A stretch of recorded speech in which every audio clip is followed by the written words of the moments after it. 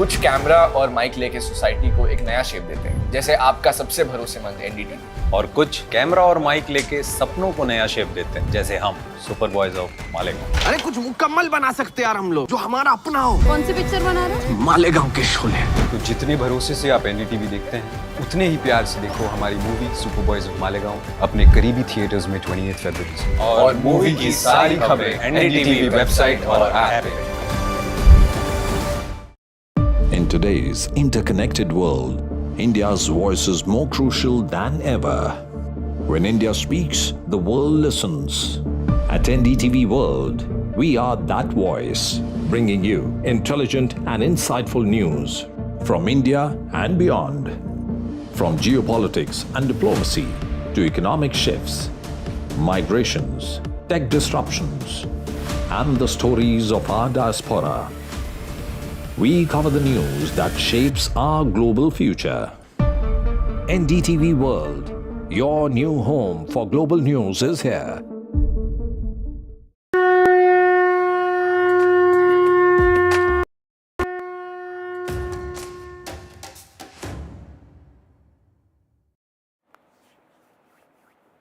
Good evening and welcome to NDTV. I am Ankit Tyagi. Ladies and gentlemen, we'll take you straight to Prayagraj, where the penultimate day of the Maha Kumbh 2025. Tomorrow is going to be the Mahashivratri, and with that, the Kumbh 2025, the mela would come to an end. My colleague Vasudha will be joining us in a short while from now, but let me tell you, tomorrow, ladies and gents, it's going to be a very, very big day.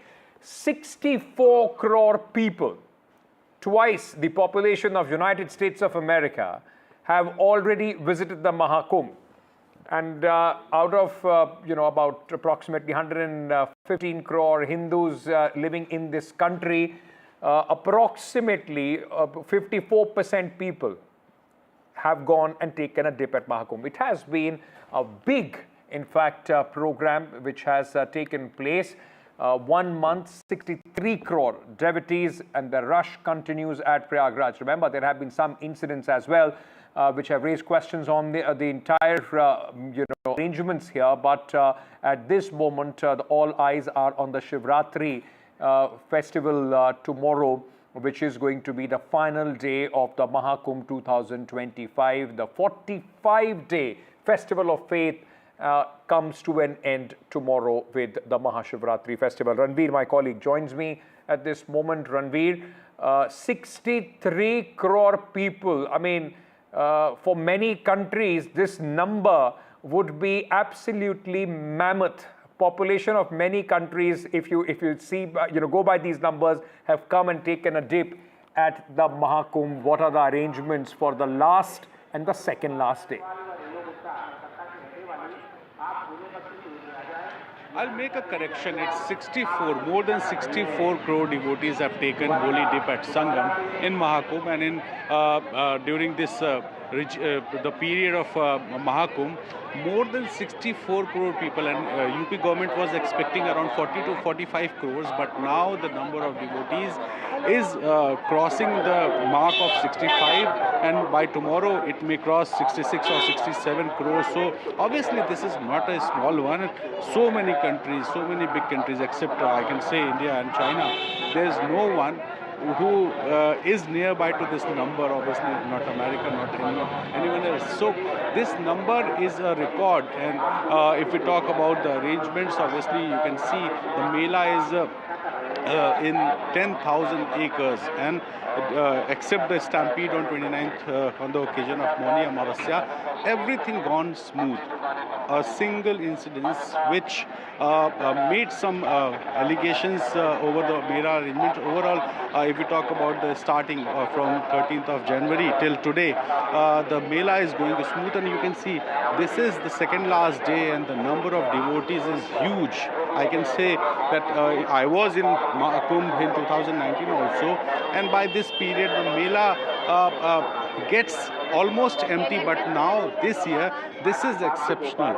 The number of devotees says the impact of mela, the devotion of these devotees, and I have talked to so many devotees, and I can claim that most of the devotees are satisfied with the arrangements. But yes, obviously some are not satisfied. Some are raising questions, and this Mahakumbh has become a political issue between the ruling party and opposition. But apart from political issues, I can say that this mega event is historic, is a world record, and if we talk about numbers, we were expecting because of UP government's claim 40 to 40. कहाँ से हैं आप लोग? हम लोग यही इलाहाबाद के हैं। यहीं के हैं? हाँ। इतनी ज्यादा भीड़ हुई, आप लोग को दिक्कत हुई क्या? नहीं, बिल्कुल नहीं, कोई दिक्कत नहीं। हम लोग आराम से दर्शन करके चले आए। बहुत अच्छे से नहाए, बहुत अच्छा दर्शन हुआ। तो रोज जैसे आप लोग रहते थे, घर से निकलने में तो दिक्कत हो रही? नहीं, कोई दिक्कत नहीं। अच्छा, अब तो मेला खत्म हो रहा है, तो अब तो आप लोग को मिस करेंगे मेले? बिल्कुल, बहुत मिस करेंगे। हर साल ऐसे ही हो, हर साल। कुंभ का नियम तो बदलेगा नहीं ना? नहीं, कुंभ तो होगा ना। कैसा एक्सपीरियंस रहा इस बार? बहुत अच्छा हुआ, बहुत अच्छे से। सरकार कह रही थी 40 से 45 करोड़, नंबर 60-65 करोड़ पहुंच गया। ये इतनी ज्यादा भीड़ आपके शहर में वर्ल्ड रिकॉर्ड बना दिया है। सनातन का है, जय श्री राम का है। जय श्री राम। देखिए, इसलिए लोगों का धर्म इतना बढ़ गया कि मेले की डेट आगे बढ़ गई, लोगों की जनसंख्या कम नहीं हुई। हम लोग तीसरी बार आए हैं यहाँ पे, हम लोग इलाहाबाद के हो के तीसरी बार यहाँ पे आए हैं, इतना अच्छा लगा। Just I was trying to mention this picture, the faith of devotees. I have talked to sir, कहाँ से हैं आप? कलकत्ता से। कलकत्ता, इतनी दूर से आए हैं, कैसा है मेला? बहुत अच्छा है, बहुत सेटिस्फाइड हैं आप? हाँ, सेटिस्फाई है। अच्छा, आप लोगों ने पिक्चर्स देखी होंगी, बहुत भीड़ हो रही है, बहुत दिक्कत हो रही है। देखिए, इतना दिन के बाद इतना बड़ा मेला हो रहा है, भीड़ तो होगा ही। दिक्कत वगैरह होगा? कोई दिक्कत नहीं है। हम सोचेंगे तो दिक्कत तो नहीं, तो दिक्कत नहीं, कोई दिक्कत नहीं है। आप बताइए, इससे आप सहमत हैं? सेम। मतलब सोशल मीडिया में जब पिक्चर दिखाई जा रही थी कि 20 किलोमीटर पहले गाड़ी रुक जाती है, तो डर लगा होगा? डर तो इतना बड़ा चीज में छोटा तो गलती होता रहता है, इसमें ध्यान नहीं रहने का, खुद को भी कुछ जिम्मेदारी बनता है। ममता दीदी तो कह रही है ये तो मृत्यु कुंभ है। हाँ, ये तो मृत्यु कुंभ है, ये महाकुंभ नहीं, ये ममता बनर्जी कह रही है। ठीक है, हम उनका शहर कैसे है, ऐसा बात नहीं, हम उनको बुरा नहीं बोलेंगे, किंतु ये बहुत अच्छा है। अच्छा है, बहुत अच्छा है। सर आप बताएं, कहाँ से हैं? हम गुजरात से आए, महसाणा से। कैसा है मेला? बहुत ज़बरदस्त है, बहुत इंजॉय किया है, कोई डिफिकल्टी नहीं है यहाँ पे। पिक्चर तो चल रही थी ना, भीड़ बहुत ज़्यादा है, बहुत दिक्कत नहीं, कोई प्रॉब्लम नहीं। भीड़ ज़्यादा है तो क्या हुआ, बहुत ही अच्छी तरीके से इंजॉय किया है, कोई डिफिकल्टी नहीं है। मस्त मज़े से हनुमान दादा के दर्शन किए। योगी सरकार और मोदी सरकार ने बहुत बढ़िया काम किया है। गुजरात से ही है, हम सब साथ में ही हैं।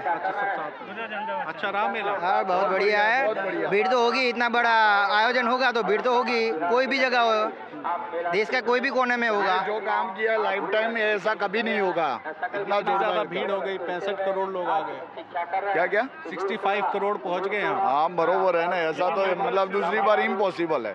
जबरदस्त काम किया, नहीं होगा कभी ऐसा, पॉसिबल नहीं है। आप कहाँ से हो भाई? मैं गुजरात से हूँ, अहमदाबाद।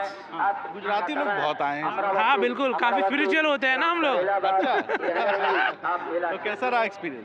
बहुत बढ़िया रहा एक्चुअली। और जैसे उन्होंने कहा कि 144 साल में एक बार होता है, तो कभी ऐसा होगा नहीं। तो इवन लाइक मेरा जो है वर्क फ्रॉम होम है, बट मैं कैसे भी करके मतलब अपना लैपटॉप लेके भी आया कि नहीं मुझे कैसे भी करके जाना है। यहाँ के काम भी कर रहे हैं? हाँ, मैं करूँगा। मैं बस में आया, बस में 2 दिन, अभी जाते टाइम पे काम करूँगा। अच्छा। हाँ, तो मैंने मैनेज किया, बट करना है तो हो जाता है। काम भी होगा और यहाँ पूजा पाठ भी हो जाएगा। हाँ, नहीं मुझे नहीं मिला उतना छुट्टी, बट मैंने सोचा कि नहीं मुझे जाना है तो मैं कैसे भी करके अपने मुताबिक करूँगा, तो हो गया। आप लोग कहाँ से हो भाई? मैं रायपुर छत्तीसगढ़ से हूँ। कैसा एक्सपीरियंस मेले का? एक्सपीरियंस मेरा बहुत अच्छा है। इस बार मैं तीसरी बार गंगा स्नान करने आया हूँ, पर पिछले 2 बार के एक्सपीरियंस से मेरा अभी वाला जो स्नान रहा है उसमें बहुत ज़्यादा सुकून रहा है। इस वाले में अलग ही पीस था जी। हैदराबाद से आए। इतनी दूर से, डर लगा होगा आने में कि यूपी जा रहे हैं साहब, इतनी भीड़ अभी है। सोशल मीडिया में बहुत नेगेटिव हाइप करे सो है कि बहुत डरावना है मामला ये पूरा करके, बट हमें बहुत अच्छा लगा है आके।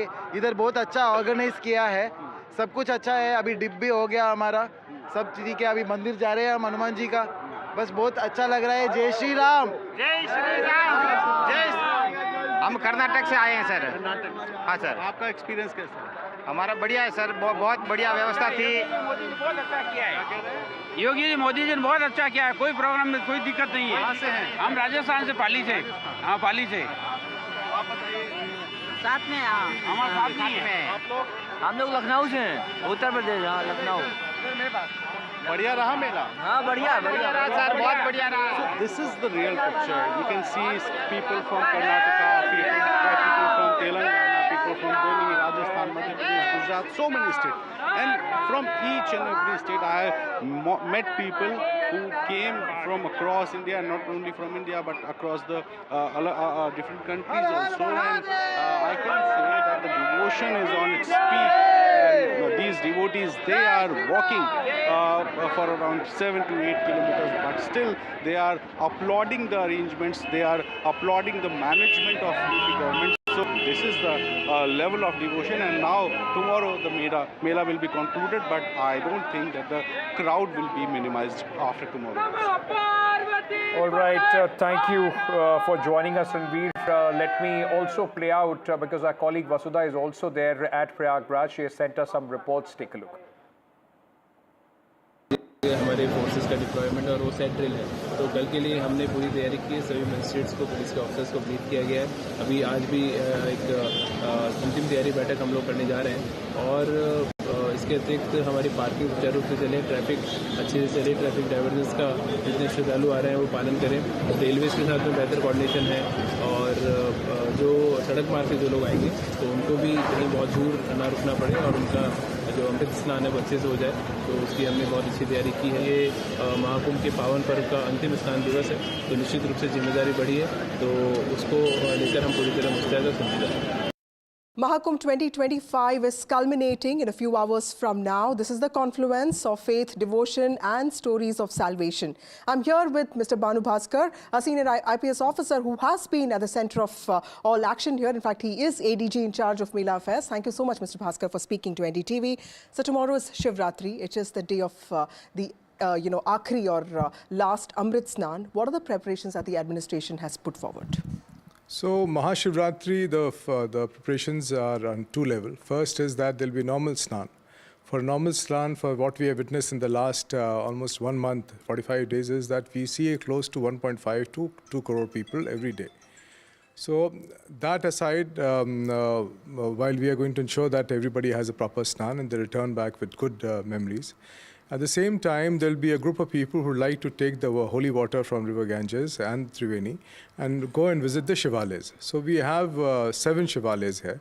We have visited each of the Shivalays, spoken to the pilgrims, seen the Tehvar register and the past records, and accordingly made preparations so that when people, the culmination of both Mahashivratri and Mahakumbh, so there will be an excitement. So we can ensure we have made preparations so that there is a proper way in which we conduct the safety, the traffic, as well as the crowds movement of the pilgrims within the Shivalay, outside the Shivalay, and from the Ghat to the Shivalay. Right. When it comes to emergency response, Mr. Bhaskar, what are the preparations like?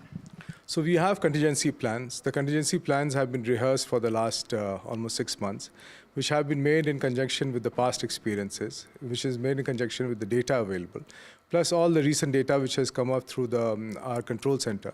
We are standing in the control center. So all the data that comes along with this, that helps us prepare for the contingencies, and that helps us enact the contingencies. So the various contingencies which are there of crowd movement, traffic movement, and safety, they've all have been rehearsed, they have been practiced, and we're prepared for any contingency. There's a lot that's being talked about. How pure is the water? What is the challenge that you're facing when it comes to keeping the ghats and the water of the Sangam clean? 2-3 things that we have taken care. First and foremost, whatever sewage water is being generated into the city, it is being adequately, properly treated through the STPs and then only discharged into the river after ensuring proper parameters are being taken care. and whatever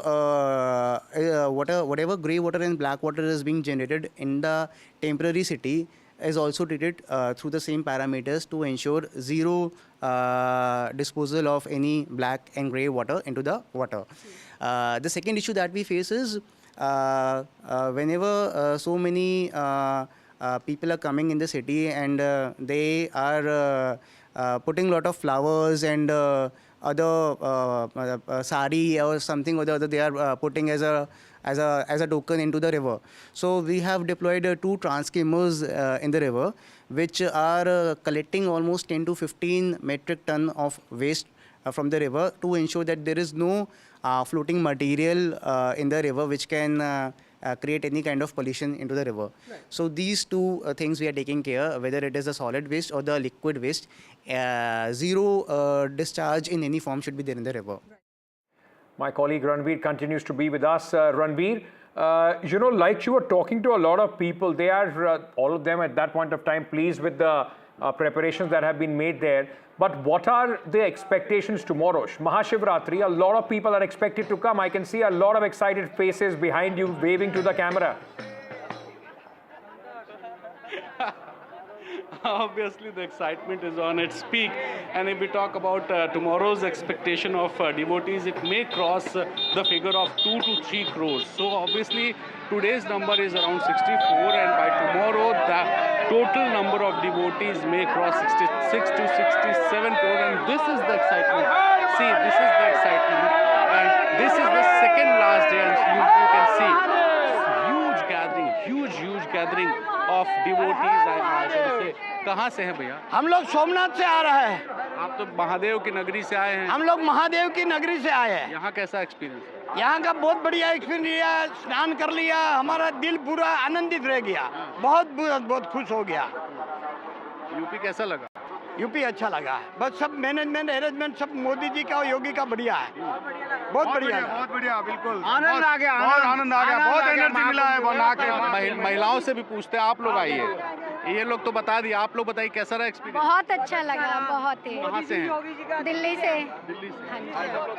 I come from Hyderabad. I think the experience has been really great. Despite the crowd, the management has been really good. Thank you for the government. There were so many allegations that management is, people are facing problem, the devotees are facing problem, the issue of cleanliness of Ganga ji, and so many issues were raised by the opposition. Do you think these issues will work for opposition? I think this is a case study in terms of how to manage the event of this magnitude, right? So I think this is a case study which I think Yogi ji and Modi ji have delivered, and it's the world to witness from here on. So it's been a fabulous Mahakumbh. Despite See, this is a historic one. Absolutely, yes. I don't see there's any other event in India that has of this magnitude in the world as well. So thank you for all this. Gajendra Singh Shekhawat, संस्कृति पर्यटन मंत्रालय Jodhpur, Narendra ji Modi, Yogi ji, thanks, Kumbh Mahakumbh. Thank you कह दिया और कुछ कहना? जोधपुर से, जोधपुर। हम लोग कच्छ से आए, कच्छ गुजरात, हाँ, कच्छ वांडिया। बिल्कुल, आप तो बिल्कुल बचाव तालुका से आए हम। कैसा रहा एक्सपीरियंस? बहुत अच्छा, बहुत अच्छे से स्नान हुआ हम लोग का संगम। इतनी दूर से चले आए, बिल्कुल एक कोने से। वो भगवान का बुलावा आया, हम लोग चले आए। आप लोग को डर नहीं लगा था इतनी भीड़ हो रही है? भी नहीं, मोदी जी का और योगी जी का बहुत अच्छा ये हम प्रमाण किया। गाजियाबाद से। गाजियाबाद, कैसा एक्सपीरियंस? बहुत बढ़िया। बढ़िया, मजा आया। आप लोग बताइए। मेरा भी एक्सपीरियंस बहुत अच्छा रहा, मैं गाजियाबाद से हूँ। गाजियाबाद, हाँ जी। आप लोग? सहारनपुर से। सहारनपुर जी, बहुत बढ़िया रहा, बहुत दिल्ली से। हम दिल्ली से आए हैं। दिल्ली से कैसा एक्सपीरियंस? बहुत अच्छा। और यूथ भी आ रहा है इस बार मेले में। बहुत बढ़िया। ये बड़ा चेंज है कि महाकुंभ में लोग आते थे और बुजुर्ग लोग आते थे गांव। स्टार्टिंग से ही बहुत ज़्यादा एक्साइटमेंट थे, मतलब एक्साइटेड थे कि हमें इसमें मतलब एक भी बार हमें स्नान लेना है, और बहुत मुश्किल था, बट जब यहाँ आए तो 44 इयर्स में भी आ रहे हैं, इसलिए ये भी चीज़ें तो काफ़ी अच्छा लगा, एक्सपीरियंस काफ़ी अच्छा रहा। और हाँ, जैसे लोगों ने बहुत गलत भी फीडबैक्स दिए थे, तो हम लोग थोड़ा डर रहे थे कि हम कैसे, लेकिन These are the real words, and this is a random survey you can say of the devotees over the management of Mahakumbh. Thank you, Ranveer. It's going to be a packed day for my colleagues, those who are reporting from Prayagraj. Thanks at this moment, Ranveer, for joining us. Let's play out some more reactions from the devotees who met my colleague Vasudha. Well, Mahakumbh 2025 is also an example how families have come together, in fact, with members that they supposedly lost in touch with, or also members that they want to foster stronger bonds with. This is Karanjit Singh ji, who's come from Roorkee in Haridwar, and these are his sisters. And this is a whole family that has come for Mahakumbh. Sir, ये बताइए कि कब आना हुआ आपका, and कब आपने ये सोचा कि आपको आना ही है इस बार? मैडम, मन में तो था कि कुंभ में आए, मगर सब डर जाते थे कि रील वगैरह देख के कि बहुत भीड़ है, ये है और वो है, मगर फिर भी हमने अपने मन में ठाना। 2-3 दिन पहले सोचा कि भाई कुंभ निकल जाएगा, 26 तारीख को ख़त्म हो जाएगा, कि हम लोगों को भी जाके संगम में डुबकी लगाना चाहिए। तो फिर हम लोगों ने कल परसों ही प्रोग्राम बनाया और हम लोग कल ही रुड़की से वहाँ से चल दिए, हरिद्वार रुड़की, जिला रुड़की से। तो आज सुबह हम आए और संगम में डुबकी लगाए हैं, बहुत अच्छा लगा। अरेंजमेंट वगैरह बहुत अच्छा है, मान लो सब सुख सुविधाएँ हैं यहाँ पर। मान लो ऐसा कुछ नहीं है कि मान लो कोई परेशान हो रहा है, परेशानी कुछ नहीं है। बहुत अच्छे से हम लोग नहा के आए हैं, कपड़े चेंज किए हैं और अब जाके कहीं पे कुछ खाएंगे। अच्छा, ये बताइए कि आप तो काफ़ी यंग हैं, what do you do and how was your experience? मुझे क्या बोलूं, अच्छा लगा, जो भी मुझे बहुत अच्छा लगा। यहाँ पे मैं फर्स्ट टाइम आई हूँ, बट मैं ये देख रही थी कि मेरा सपना होगा, बट वो आज मेरा पूरा हुआ है। मुझे बहुत अच्छा लगा। आज मैं कुंभ में आई हूँ, बट मुझे लग नहीं रहा है कि मैं कुंभ में हूँ। मुझे बहुत अच्छा लगा। Ma'am, what about you? मैं सीमा सैनी हूँ, मैं भी रुड़की से आई हूँ करण भाई के साथ। एक्चुअली में हमारा काफ़ी टाइम से कुंभ आने का बन रहा था, पर कुछ लोगों ने बहुत ही गलत अफवाहें उड़ा रखी थी, जैसे कि सीवर लाइन छोड़ दी या फंगस वगैरह, बहुत कुछ उड़ा रखा था, जिसके रहते हमारी पेरेंट्स ने मना कर दिया था कि नहीं जाना।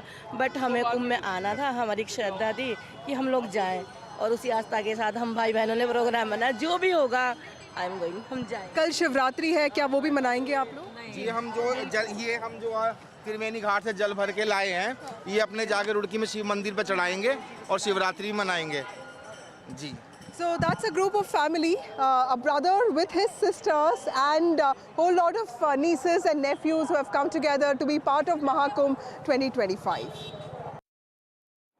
Mahakumbh 2025 is also about friends getting together and making this an experience they will remember all their lives. With me is a group of 3 friends. One runs a gym, the other one is a Panchayat Samiti member, the other one runs an auto. आप लोग तीनों दोस्त हैं, ये बताइए कि कुंभ में आने का, सारा पूजा पाठ करने का ये आइडिया किसका था और अभी तक का एक्सपीरियंस कैसा रहा? हम यहाँ पे सब मिल के आने वाले थे, लेकिन बहुत काम था, उसकी वजह से अलग अलग तरफ से हम आ गए यहाँ पे। हमारे इधर कम से कम 25 मेंबर यहाँ पे आए हुए हैं, लेकिन ये बहुत भीड़ है, उसकी वजह से इधर टीम बनाई, छोटी छोटी टीम बनाई है, थोड़े लोग उधर गए, थोड़े लोग इधर आए। आप एक पंचायत समिति मेंबर हैं, ये बताइए कि पॉलिटिक्स और रिलीजन का जो होता है, इसको आप किस तरह देखते हैं? क्या कुंभ को पॉलिटिक्स से अलग रखना चाहिए? नहीं, ये पॉलिटिक्स रखना ही नहीं चाहिए। जो भगवान है ना, जो कर्म करते हैं उसका फल इधर ही मिलता है। ये कलयुग है और कलयुग में जो आप करोगे वो इधर ही आपको सब करने का है। मैंने बहुत इसकी प्रसिद्धि ली, जो आपने मतलब लोग दिख रहे हैं, ये इधर आके भी पीछे जा रहे हैं और बोल रहे कहाँ है त्रिवेणी संगम, कहाँ है त्रिवेणी संगम। मैं बोल रहा हूँ यहाँ पे है, तो मतलब मालूम है ना, मतलब जो आप ये कर रहे हो तो अच्छा कर्म किए तो ही इधर आ रहे हो आप सब। अभी मैंने बहुत लोगों को पूछा आप कहाँ से हो, कहाँ से हो। केरल से आए, कोई गोवा से आए, कोई महाराष्ट्र से हमारे इधर से आए हैं। बहुत अच्छा लगा। मतलब आप बताइए आपका एक्सपीरियंस कैसा रहा? काफ़ी लोग बोलते हैं कि पानी शायद इतना साफ़ नहीं है, क्या ये चीज़ों का आस्था पे कोई फ़र्क पड़ता है? नहीं, बहुत अच्छा है, लेकिन हमको इधर आके दो दिन हुआ, लेकिन इधर हमने कल स्नान किया इधर गंगा में, लेकिन हमको इधर बहुत अच्छा लगा गंगा में स्नान करके। वो क्या बोलते हैं कि कुछ होता है कुछ, लेकिन कुछ नहीं हुआ है, लेकिन इधर बहुत अच्छा लगा इधर आके। पानी का लेवल बहुत अच्छा है, क्योंकि कल हमने स्नान किया है ना, तो हमें लगा चिपचिप है, वो ऐसा कुछ नहीं है, क्लियर, बहुत क्लियर है। अच्छा, पर एक आखिरी क्वेश्चन, तीनों फ्रेंड्स मिलकर आ रहे हैं, क्या आप लोग हमेशा ऐसे ट्रिप लेते हैं? और कुंभ में आने का फ्रेंड्स ऐसा जाते हैं धार्मिक टूर्स में? कार्य में हम जाते हैं, हम विश्व हिंदू परिषद बजरंग दल का कार्य करते हैं तीनों भी ऐसा। और इधर अभी हमने कल पानी लिया था 5 लीटर इसमें कैन में, और अभी वो पानी देखा, वो जैसा क्लीन था वैसा ही क्लीन था। अभी आप देख रहे हो इतना भीड़ है, सब नहा रहे वगैरह, लेकिन कल हमने गंगा का पानी लिया, आज हम त्रिवेणी का ले रहे हैं। और कल वापस चले जाएंगे? कल उज्जैन महाशिवरात्रि है ना, इधर से उज्जैन करके हम रत्नागिरी जाएंगे। So the plan doesn't end with just Sangam here. They are also going to Ujjain, which is also considered one of the Mahatirths, also one of the 4 places apart from Nashik, Haridwar and Prayagraj, considered very important. That's me, Vasudha Venugopal, with Pooja Arya for NDTV.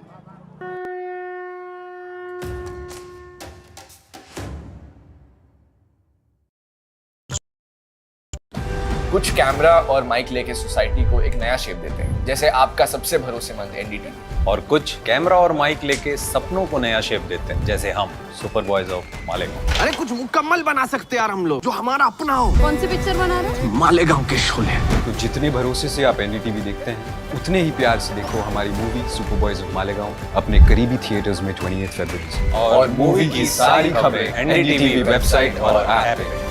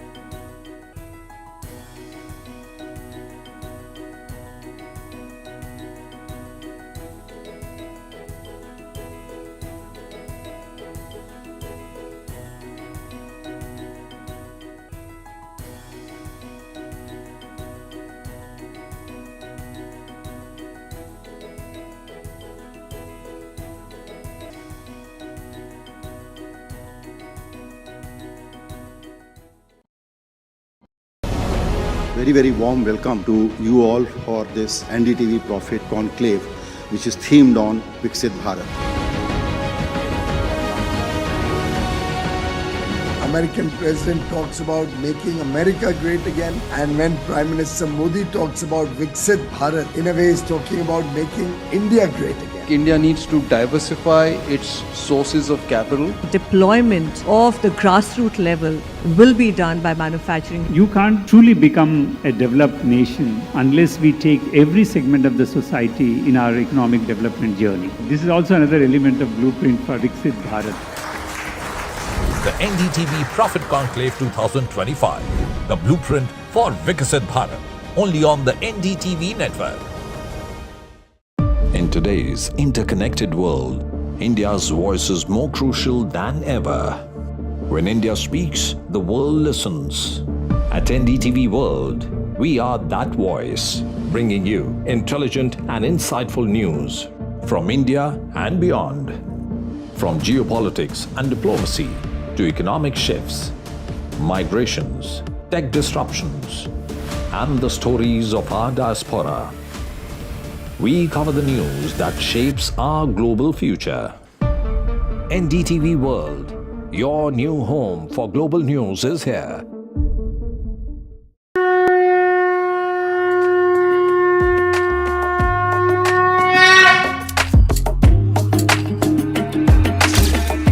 Maha Kumbh, the festival of faith, the world's biggest spiritual festival, the divine dip at the spiritual Sangam, a sacred confluence of faith, culture and heritage. NDTV's mega coverage of the Mega Fest. NDTV at Mahakumbh 2025.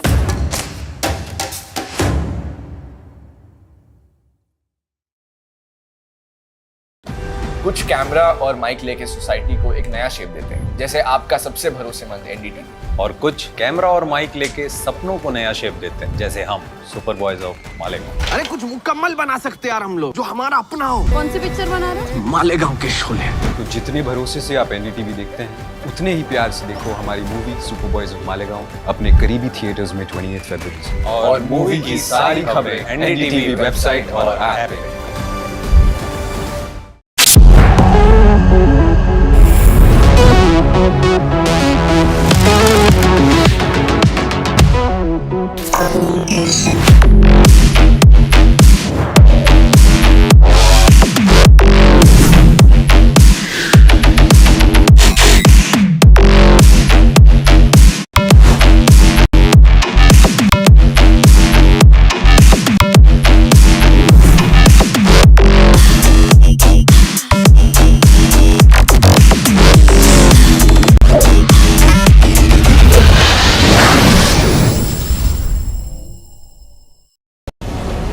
very warm welcome to you all for this NDTV Profit Conclave, which is themed on Viksit Bharat.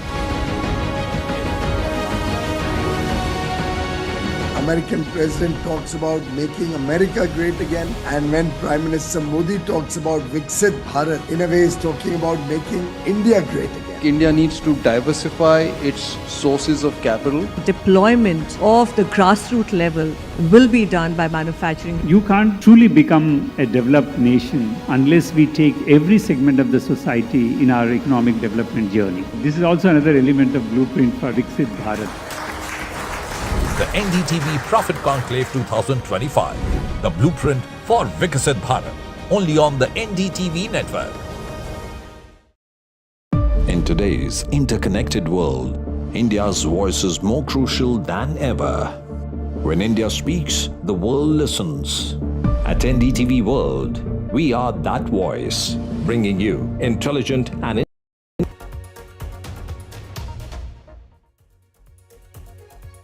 Hello and welcome. You're watching the news. I'm Gargi Rawat. This is a show that gets you all the day's top headlines. Coming up ahead, an ugly social media spat between actor Preeti Zinta and the Kerala Congress. Also, it is the final day of the Maha Kumbh. It ends tomorrow on Mahashivratri. All arrangements are in place, say the authorities. Our special coverage coming up. Let's take a look at the headlines.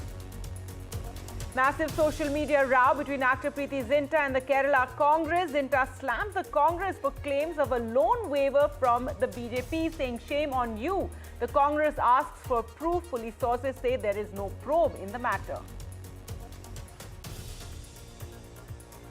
The Mahakumbh in Prayagraj comes to an end. A big rush of devotees to take a holy dip on the last day of Mahashivratri. Authorities say that all preparations are in place and deployment in key sensitive areas. Delhi Chief Minister Rekha Gupta tables the CAG report on the liquor policy case, claiming loss of over 2,002 crore to the National Capital's exchequer. Atishi hits back, says the document exposes corruption under the old liquor policy. A fresh flashpoint between Tamil Nadu and the centre. Chief Minister Stalin calls for an all-party meeting on delimitation, says it's a sword hanging over the southern state as their voice will be stifled. Is Congress MP Shashi Tharoor readying to leave the party amidst rift rumours? He posts a picture with Union Minister Piyush Goyal. The Congress has called for a meeting of all senior Kerala leaders.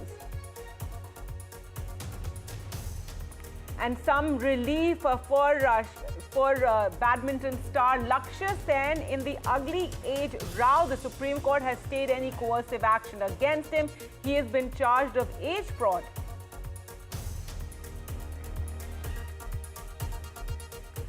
Well, our top story now, in a massive spat between Bollywood actor Preeti Zinta and the Kerala Congress. After the Congress on Platform X claimed the actor had given her social media accounts to the BJP in lieu of a loan waiver. After Zinta slammed the Kerala Congress, calling it shocking that they were spreading such fake news, that she got this 19 crore loan waiver. She claims that she had actually repaid that amount over the last 10 years.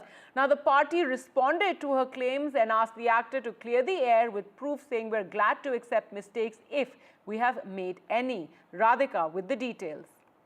War of words intensifying between Kerala Congress and actor Preeti Zinta. Big allegations by Kerala Congress based on online news report that the actor's loan was waived off by crisis-hit New India Cooperative Bank because the social media accounts were managed by the BJP. These are the allegations indicating that she has support from the ruling party. Preeti Zinta, of course, rubbishing these allegations, slamming the Congress, saying the party is simply peddling lies and misinformation, and that she has paid off all her loans 10 years back to the bank, and that her social media accounts are managed by her. Congress party standing by its claims, asking Preeti Zinta to furnish proof of closing the loan. Said it had put out the tweet based on news reports in online forums, which says her loan was in fact waived off. No evidence has been furnished by either of the parties of loan waiver or of paying off loans, and no word from the bank, RBI, on the allegations and counter allegations. Economic Offences Wing, which is investigating the bank financial fraud, has said this doesn't come under their purview. New India Cooperative The bank is under scrutiny and probe after its senior officials were accused of misappropriating rupees 122 crore from bank's safe over a period of time. Multiple people have been arrested. Restrictions are put on withdrawals and deposits as far as this bank is concerned by the RBI, leaving depositors in the lurch. Amid this controversy, of course, now allegations that Zinta's loan has been waived off. Congress standing by its claims. Remains to be seen if the online portal will produce any sort of evidence to back its claims, whether Congress will or if Zinta will produce any documents to substantiate her claims of paying off her loans, or if she will file any sort of defamation case against Kerala Congress or the online news portal.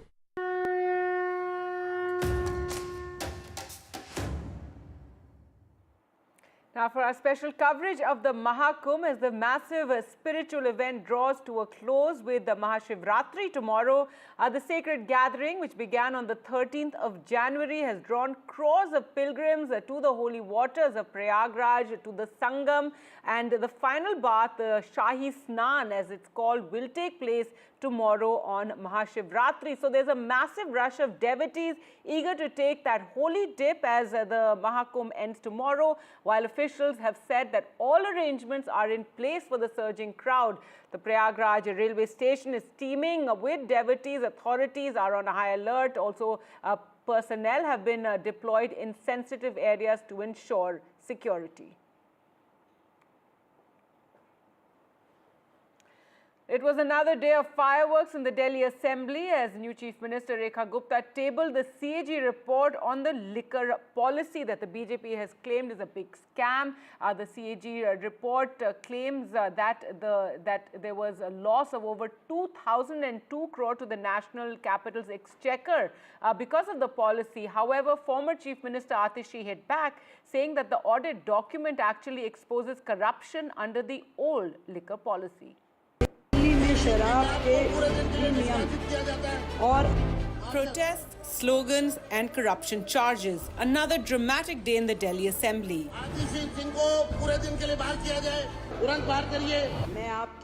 Delhi Chief Minister Rekha Gupta tabled the CAG report on the alleged liquor policy scam.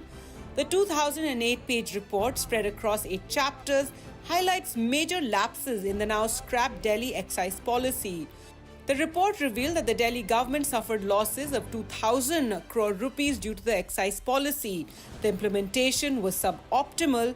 The transport costs were not enough to justify the significant increase in distributor margin. That quality checking labs were not in place. The report also says that government shops did not stock Delhi's highest selling whiskey brands, thereby driving revenue to private dealers. आम आदमी party की सरकार ने बार-बार कहा कि old excise policy से दिल्ली के सरकारी खजाने को, एक्सचेकर को लॉस हो रहा है। सीएजी की रिपोर्ट ने इस बात को साबित कर दिया है कि आम आदमी पार्टी की सरकार ने ओल्ड एक्साइज पॉलिसी को हटाकर सही फैसला लिया। आज कैग रिपोर्ट में आप पढ़ेंगे, कैग रिपोर्ट में क्या कहा गया। उसमें बताया गया कि किस तरह से अरविंद केजरीवाल जी के मंत्रियों ने इस पॉलिसी को, जो कंप्लेंट आई थी, उसको दरकिनार करते हुए इस पॉलिसी को बनाने का काम किया। कैग रिपोर्ट में यह भी सामने आया कि लगभग 4,004 करोड़ रुपया, लगभग 4,004 करोड़ रुपए का लॉस हुआ है रेवेन्यू को अरविंद केजरीवाल जी के इस अपने दोस्तों को शराब काम देने से। The AAP benches were nearly empty as the CAG report was tabled. 21 AAP MLAs, including leader of opposition Atishi, was suspended for 3 days for raising slogans during the Lieutenant Governor V.K. Saksena's address. Atishi accused the BJP of disrespecting B.R. Ambedkar and Bhagat Singh, claiming their portraits were removed from the Chief Minister. After they were marshalled out of the assembly, the 21 MLAs staged a protest inside the assembly complex, holding Ambedkar's portraits and chanting slogans.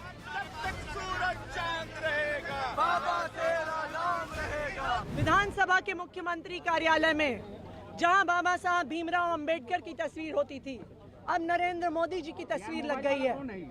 Delhi सरकार के मंत्रियों के कार्यालय में जहां बाबा साहब भीमराव अंबेडकर की तस्वीर होती थी, वहां पर नरेंद्र मोदी जी की तस्वीर लग गई है।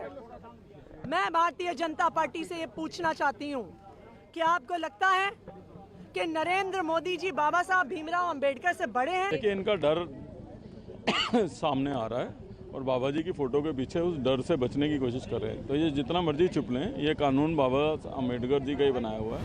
सर कितने लोगों को किया गया? 21 MLA को। सर ये हमारा एक और सवाल है कि क्या एक्सटेंड कर दिया गया है इस असेंबली सेशन को? यस, 3 तारीख तक। 3 तारीख तक। सर आज एक सीएजी रिपोर्ट टेबल हुई, क्या हम एक्सपेक्ट कर सकते हैं कि इसी असेंबली सेशन में बाकी के भी कुछ सीएजी से बिल्कुल आएंगी? शीश महल पे भी इसी वाले में आएगा? अभी आगे आगे देखते हैं। With the assembly session extended by 2 more days, the BJP government is set to table more CAG reports. But with 21 out of 22 AAP MLAs already suspended till Friday, the lone Aam Aadmi Party MLA Amanatullah Khan faces an uphill battle in the assembly. Thus, the bigger question remains that will the rest 13 CAG reports further damage the already crushed up, or will the Aam Aadmi Party be able to counter the BJP's relentless attack? Now, with Malvika Murli and camera person SP Dwivedi, this is Ishka Verma for NDTV. In other news now, Congress MP Shashi Tharoor's post on social media site X, a photograph of himself with Union Commerce Minister Piyush Goyal and British Secretary of State for Trade Jonathan Reynolds after discussion on the India-UK trade deal has added to buzz over his future with the party. The post follows an apparent souring of ties between Tharoor and the Congress after he praised the policies of Kerala's ruling CPM-led Left Democratic Front government. Also, remember, Mr. Tharoor has said how he has other options as well. Well, let's go across to Sunil Prabhu for more on this story. So, Sunil, now the Congress has called for a meeting of top leaders of the party from Kerala. That's right. Senior leaders will be meeting on the 28th. All of them are coming. It's an election-going state. Of course, officially they say it's nothing to do with Tharoor, but I think the fact is that all need to speak in one voice against the CPM and the LDF government. And of course, the BJP is something uppermost in their minds, and the fact that they have to work unitedly if they have to take on the LDF, which has been in power for nearly 10 years. Having said that, of course, at present, most of the senior Congress leaders from the state have been told not to engage or get into a war of words with Mr. Shashi Tharoor and to avoid and stay away from that controversy, because the fight is not within but with outside. As I said, with the left front government as well as the BJP. And I think that's the focus that they want that to remain. For Mr. Tharoor, of course, they keep saying, what hasn't he got? He's been a 4-time MP. He's been supported by the party. He's been made a minister. He's been made a standing committee chairperson as being in the opposition. He's fallen out, of course, with KC Venugopal. Hasn't got any assurance from Rahul Gandhi. But be that as it may, we'll have to wait and see how things play out in the next few days. All right, Sunil, thanks so much for joining us with all those latest developments. Amidst the language row between the centre and Tamil Nadu, now a new flashpoint. Tamil Nadu Chief Minister M.K. Stalin has called for an all-party meeting over the delimitation issue, claiming that with delimitation, the number of parliamentary seats in the south will be reduced and thereby stifling the voice of the southern states. Meanwhile, a setback to the BJP in Tamil Nadu after party leader Ranjan Nachiyar quit protesting the language imposition.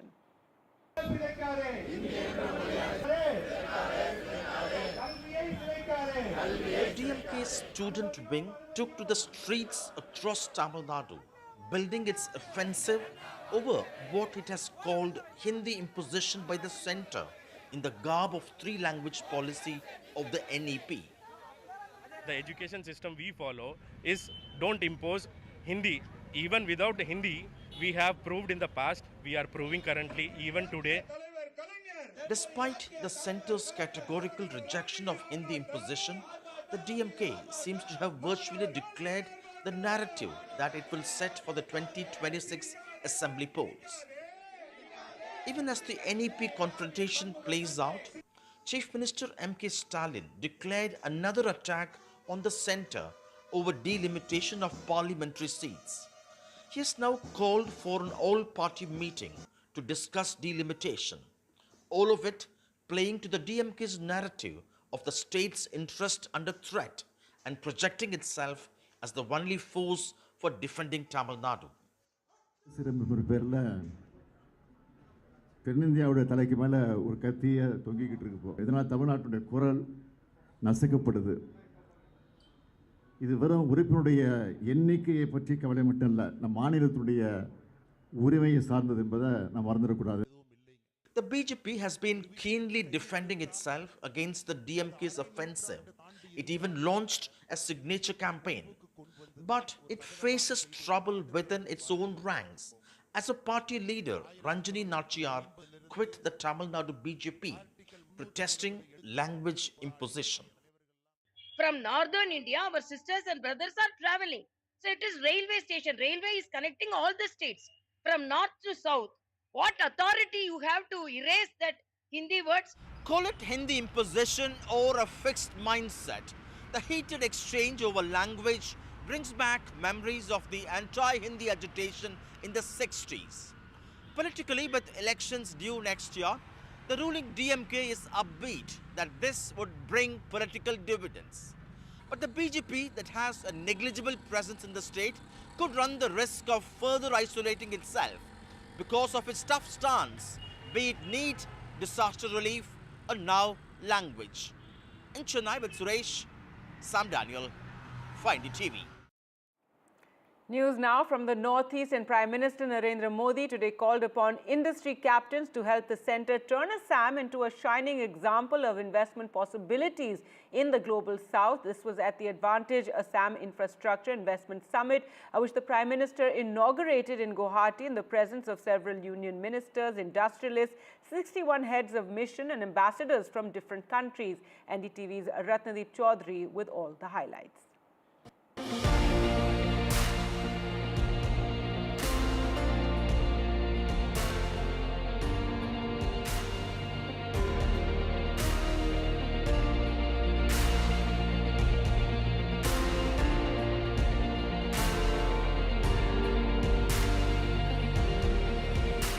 A two-day infrastructure and investment summit, Advantage Assam, in its second edition promises to be a game changer for the state.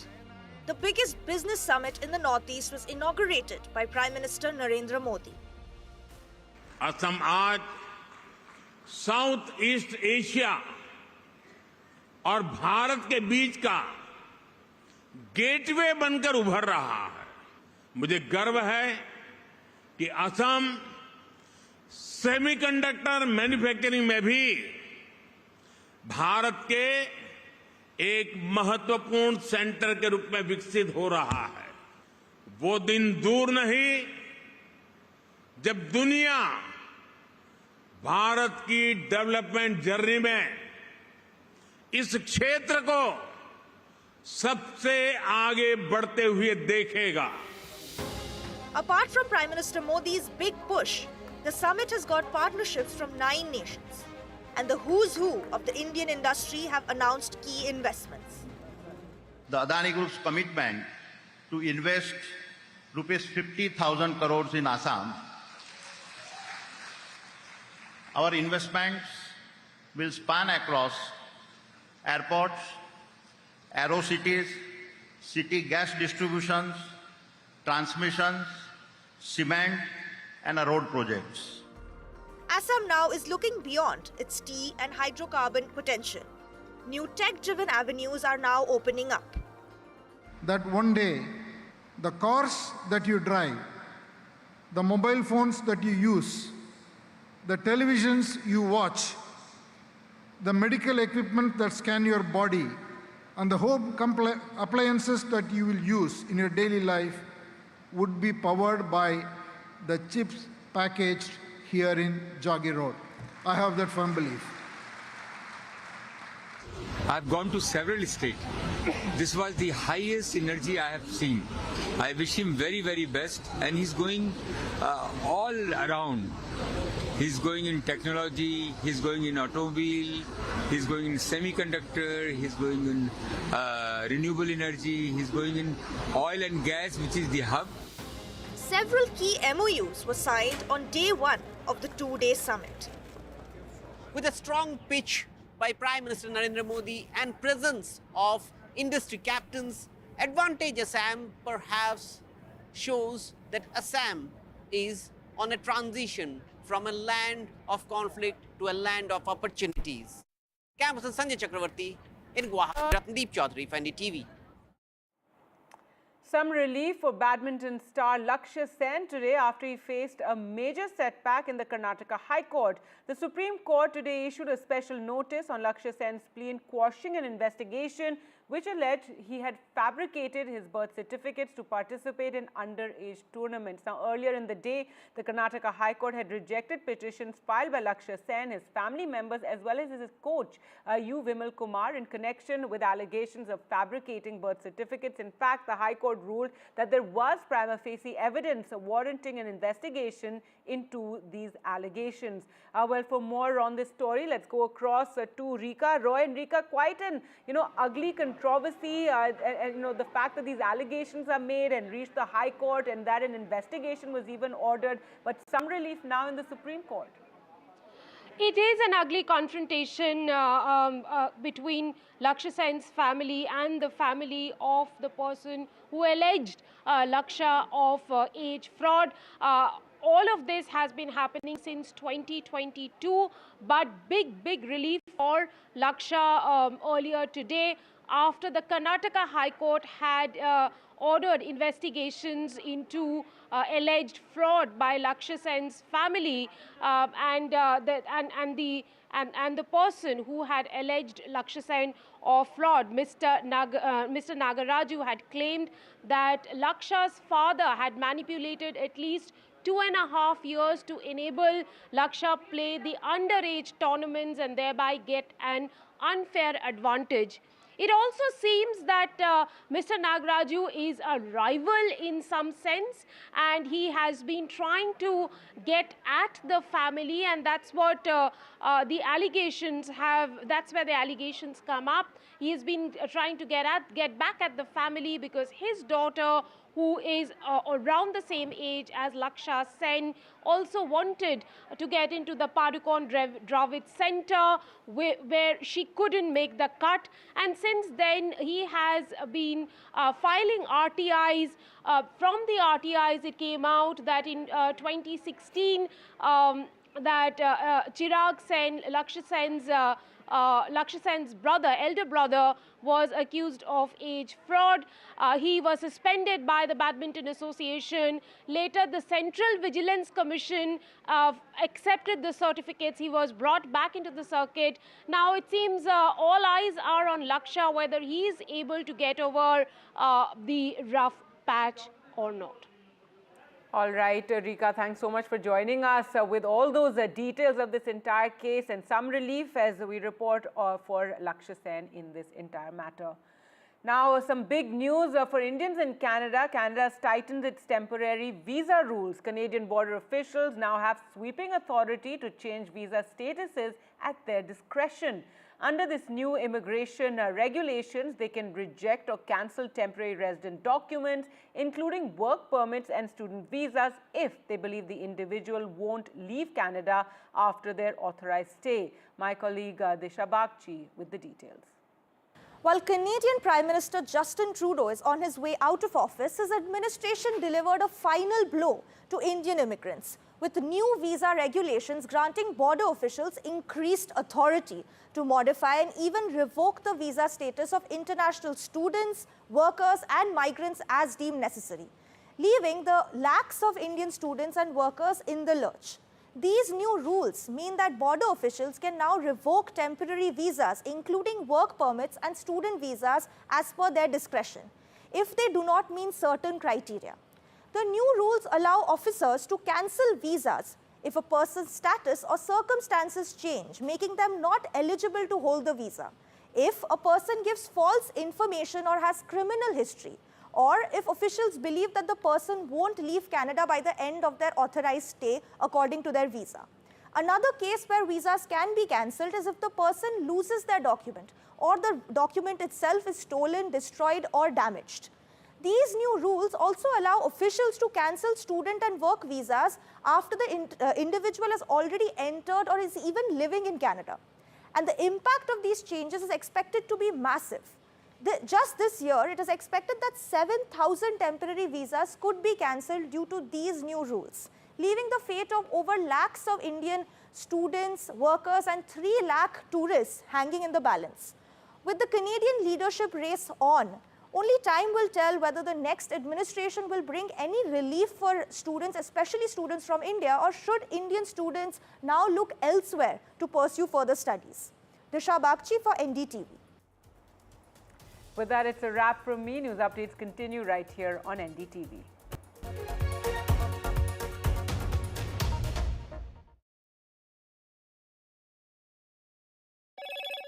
Hello, Moto. Motorola Edge 50 Pro, world's first AI-powered pro-grade camera. कुछ camera और mic लेके society को एक नया shape देते हैं, जैसे आपका सबसे भरोसेमंद एनडीटीवी। और कुछ कैमरा और माइक लेके सपनों को नया शेप देते हैं, जैसे हम सुपर बॉयज ऑफ मालेगांव। अरे कुछ मुकम्मल बना सकते यार हम लोग, जो हमारा अपना हो। कौन सी पिक्चर बना रहे हो? मालेगांव के शोले। तो जितने भरोसे से आप एनडीटीवी देखते हैं, उतने ही प्यार से देखो हमारी movie super boys of Malegaon अपने करीबी थिएटर्स में 28 फरवरी से। और मूवी की सारी खबरें एनडीटीवी वेबसाइट और ऐप पे। I've been reporting on all issues, big and small, from Andhra Pradesh, Telangana, rest of South India, bringing you all the action, all that you need to know, all that you want to know. The energy of Maximum City is infectious. I bring in that energy in our news coverage from financial capital Mumbai. Covering from the southernmost part of India over the last 23 years, I bring in-depth and 360-degree coverage from the Dravidian heartland. The land of Mishti is also known for its bitter politics. I have seen much water flow under the Howrah Bridge, covering Bengal in all its vivid colors.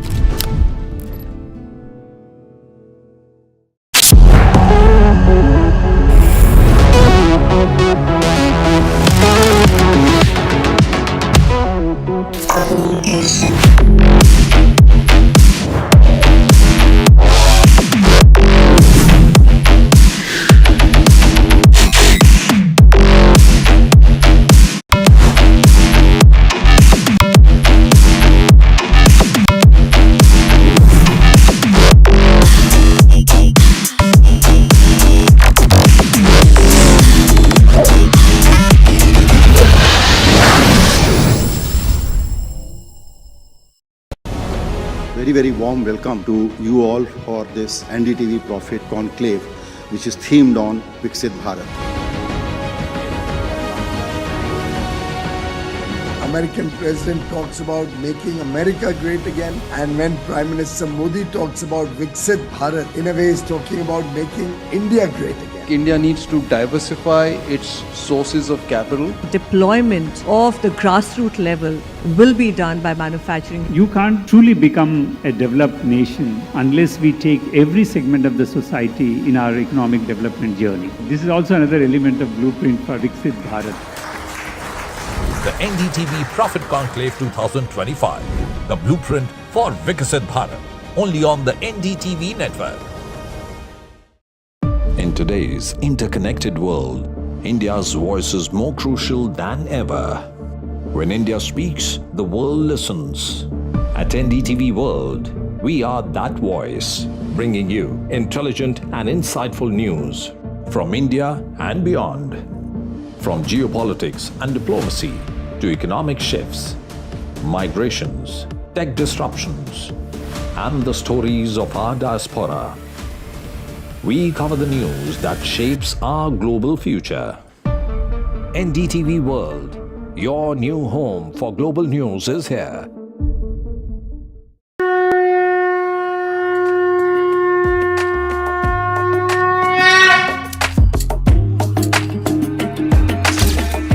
Maha Kumbh, the festival of faith, the world's biggest spiritual festival, the divine dip at the spiritual Sangam,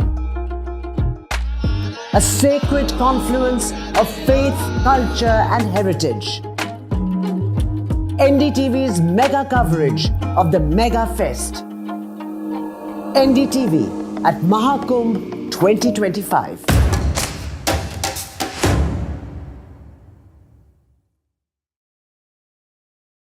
I've been reporting on all issues big and small from Andhra Pradesh, Telangana, rest of South India, bringing you all the action, all that you need to know, all that you want to know. The energy of Maximum City is infectious. I bring in that energy in our news coverage from financial capital Mumbai. Covering from the southernmost part of India over the last 23 years, I bring in-depth and 360-degree coverage from the Dravidian heartland. The land of Mishti is also known for its bitter politics. I have seen much water flow under the Howrah Bridge, covering Bengal in all its vivid colors.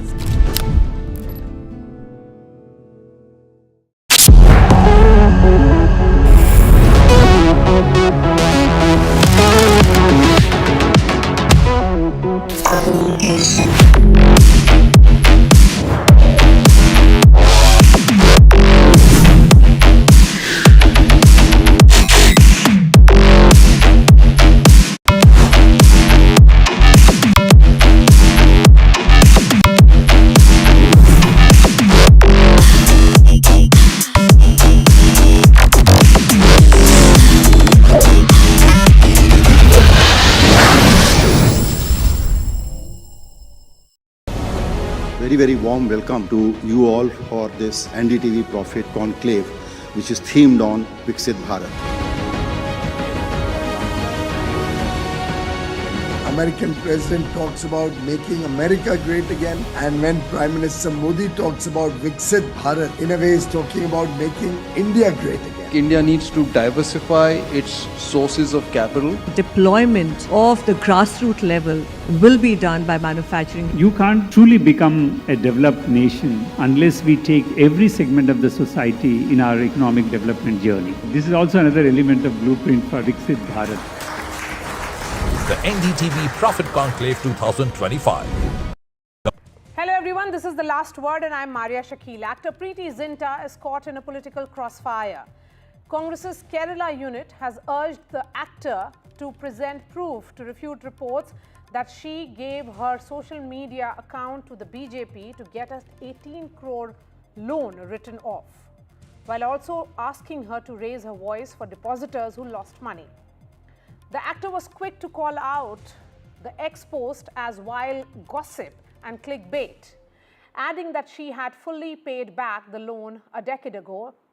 In further development in the exchange between the party and the actor, Congress asked her for proof that she has paid off the loan. Quote unquote, "We are standing with the depositors who lost their savings," is what the Congress said.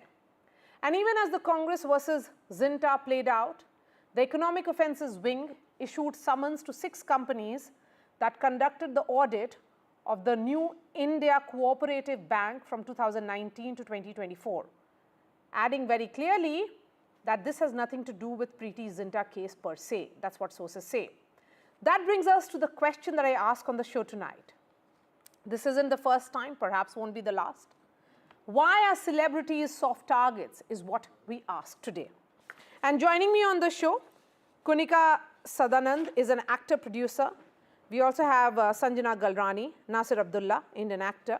Professor K. Baby is Congress spokesperson and Utsav Bains is lawyer of the Supreme Court. Professor Baby, the question here is that is the Congress taking this issue too far? Yeah, Congress is a responsible political party. So we don't want to run in between. We want to raise the concern of the people. We want to stand with the people. We want to stand with those people who have lost their deposits in that Indian cooperative society or Indian cooperative bank. So we are standing on our allegation regarding the Indian cooperative bank return of 18 crores of debt of Preeti Zinta. So our allegation is based on facts and it's not baseless, or it is not proofless, or it is not fake. It is completely based on a report which was published on indiancooperative.com. It is an official website and it's linked to many of the official cooperative societies which is funded by the government of India. And in 2020, the while your concerns are valid, While your concerns are valid, even we are standing with the depositors. My question is, why bring in Preeti Zinta? Yes, because of this is not the first incident of any kind of celebrities who whose loans are written off, and ordinary people is suffering because of no, but there is no basis to this charge. My question is there a proof or an evidence on the basis of which the Congress party has put out that tweet? Or is this just about getting that attention because you know that this is a celebrated superstar? If you talk about it, talk about her, then you get the clickbait response. Kanika? Absolutely right. That is what I will start off my, my part with. That any celebrity is a soft target. And not only are they soft targets, you get a lot of traction because of them. Yes. And it's really sad at what I've been a Congressee, but I'm feeling really sad to see how Congress is slowly getting disintegrated or degrading itself every day. I mean, if you have proof, did you report to the RBI governor? Did you take any legal action? I'm definitely, I think there's got to be some legal action. You can't just go on Twitter and write things. And does anybody really care about somebody's, about defaming somebody? Do they care about what they're saying? And this is, I just feel that, politicians have so much other work. Come on, talk about jobs, talk about industrialization, talk about why are you targeting? And this is not your job. This is not your job. Your job is to go to the right forum and get it addressed. And I'm not vouching for Preeti Zinta, though I know she's a person of, big integrity and whatever I've known of her. I'm not saying, I believe Sucheta Dalal had brought out this information, which is, I don't know if it's been verified or not. Sucheta also is a very responsible journalist. But this is bad that they are using this and saying that BJP is operating her social hand. What will BJP get by operating her social hand? I don't understand. This is stupidity, absolutely. And what is apparent here, Utsav, is that this is defamatory in nature. Yes. That without any evidence, if you are leveling an allegation of this nature against Preeti Zinta, or for that matter, any actor, this is pure defamation. True, this is pure defamation, and the issue is that by the time Preeti Zinta might file a defamation suit, but by the time that will be proved, it will be 5 to 10 years, and by that time everyone would have forgotten about the story, and there will not be even a small byline about that she won the defamation case. Now the issue is much larger. Social media today has become a platform of slander, hate, misinformation, and at times we've seen that even judges of the High Court and Supreme Court, and even in the Chief Justice of India has been, there have been tolls on our judges, etc. So, it creates a atmosphere of misinformation. Now, how to deal with it? The only way to deal with it, the Western countries are dealing with it, is that you have a timeline action. For example, someone writes on a social media about ABCD. Now, that person goes to the court. If the court decides this in time, in 6 months, that court decides whether that person has to, be guilty under the criminal defamation or the civil defamation whatsoever. The public memory is absolutely fresh, and the message goes loud and clear. No one will dare. So there has to be a sense of, the impunity with which social media is being misused, and individuals are being targeted. That has to end, and that can only end if there is a punitive action. And there has to be a reform in law. It is much needed. We've seen how the institution of Supreme Court, High Court, are being targeted unfairly. Is this and also some kind of, the perils of social media as we speak about Nasir Abdullah, that on social media, the parties aren't really, or anybody, expecting responsibility is expecting too much there. And invariably what's happening is that this kind of fact-checking, which has been done by Preeti Zinta, the Congress party continues with its campaign against the actor. Yeah, so I agree with most of the people who seem to defend her, and I think it's fine. The only thing is there are a few of the facts here that they cannot be ignored. Preeti Zinta apparently did take a loan worth the amount they're saying, 18 crores and stuff. And she apparently, according to her, she paid it back. They are saying that she didn't and she had a waiver. It was waived off like they have also done with with Vijay Mallya and others, I guess. I don't know how it's working. But anyway, the point is, there is a simple way. I think they have sent it because they may bring the proof later. They will bring it slowly. First, they will throw in a bombshell. Then they will bring in the evidence. So if they have evidence, it will work. Hang on. Don't jump the gun. It's okay. Hang on. I know you have a point. Hang on. I am saying you and also Kunika and Maria do not know the truth. We are going to find out. So maybe because they have some evidence, they will bring that out later. I'm saying who maybe. will bring out the evidence? The Congress party will bring out the evidence. This is not the way to do it. This is not okay. Here's another thing I know. The people who have said this about her, are also saying if she had control of her social media account, why didn't she speak about the immense amount of stuff that went through the wrestlers' problem, the lady wrestlers, the Hathras, the this, the that. Why she never. That is what they are saying. Why? That's what they are saying. How are the two even related? I'm not defending them. I'm sorry. Nasir Abdullah, how are the two even related?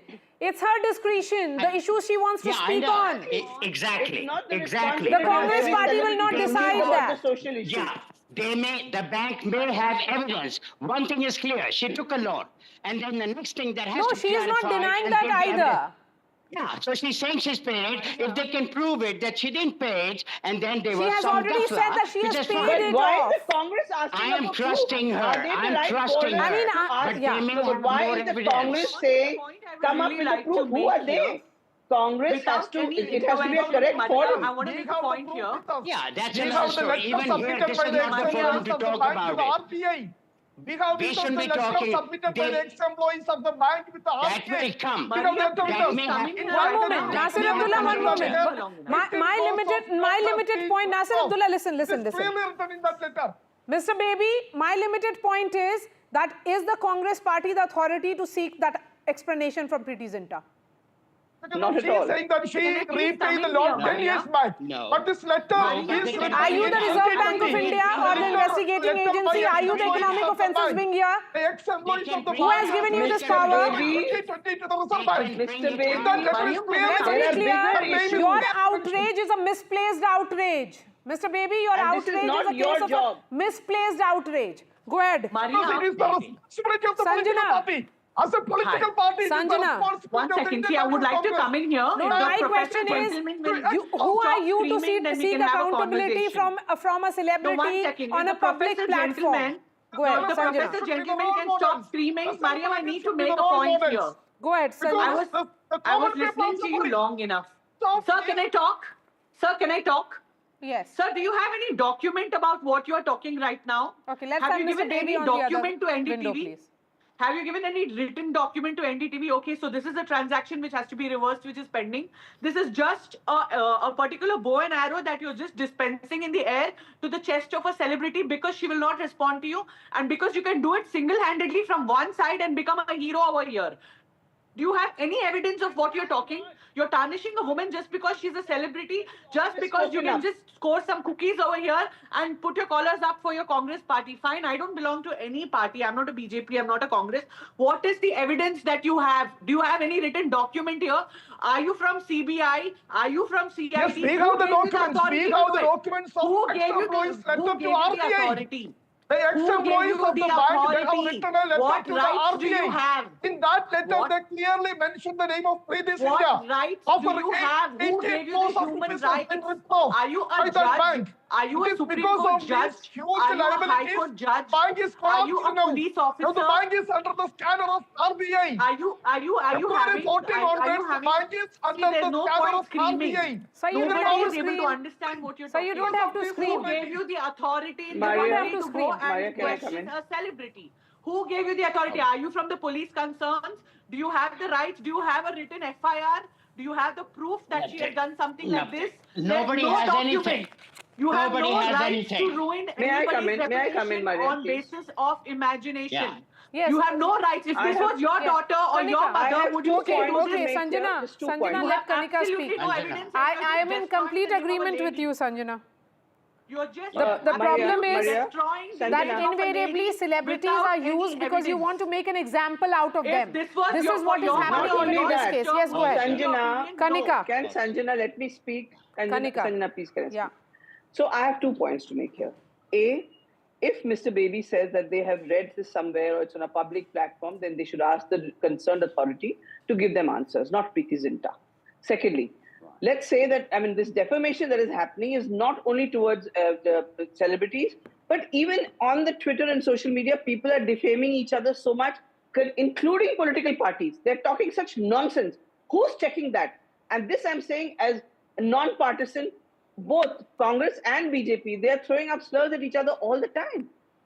That is what has to be checked also.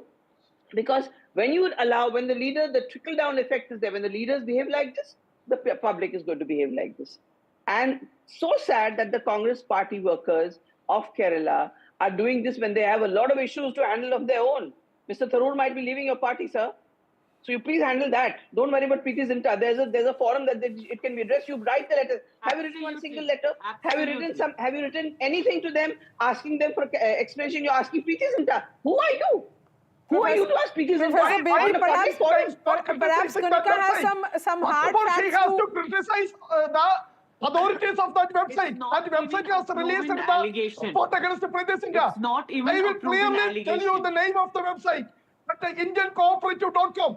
Why Preeti Zinta is not mentioning anything about that website? Is this a verified or website? against I will that show letter? you 500 websites which will show 500 allegations. criticizing Today's date, you cannot rely on websites. Why They believe in websites.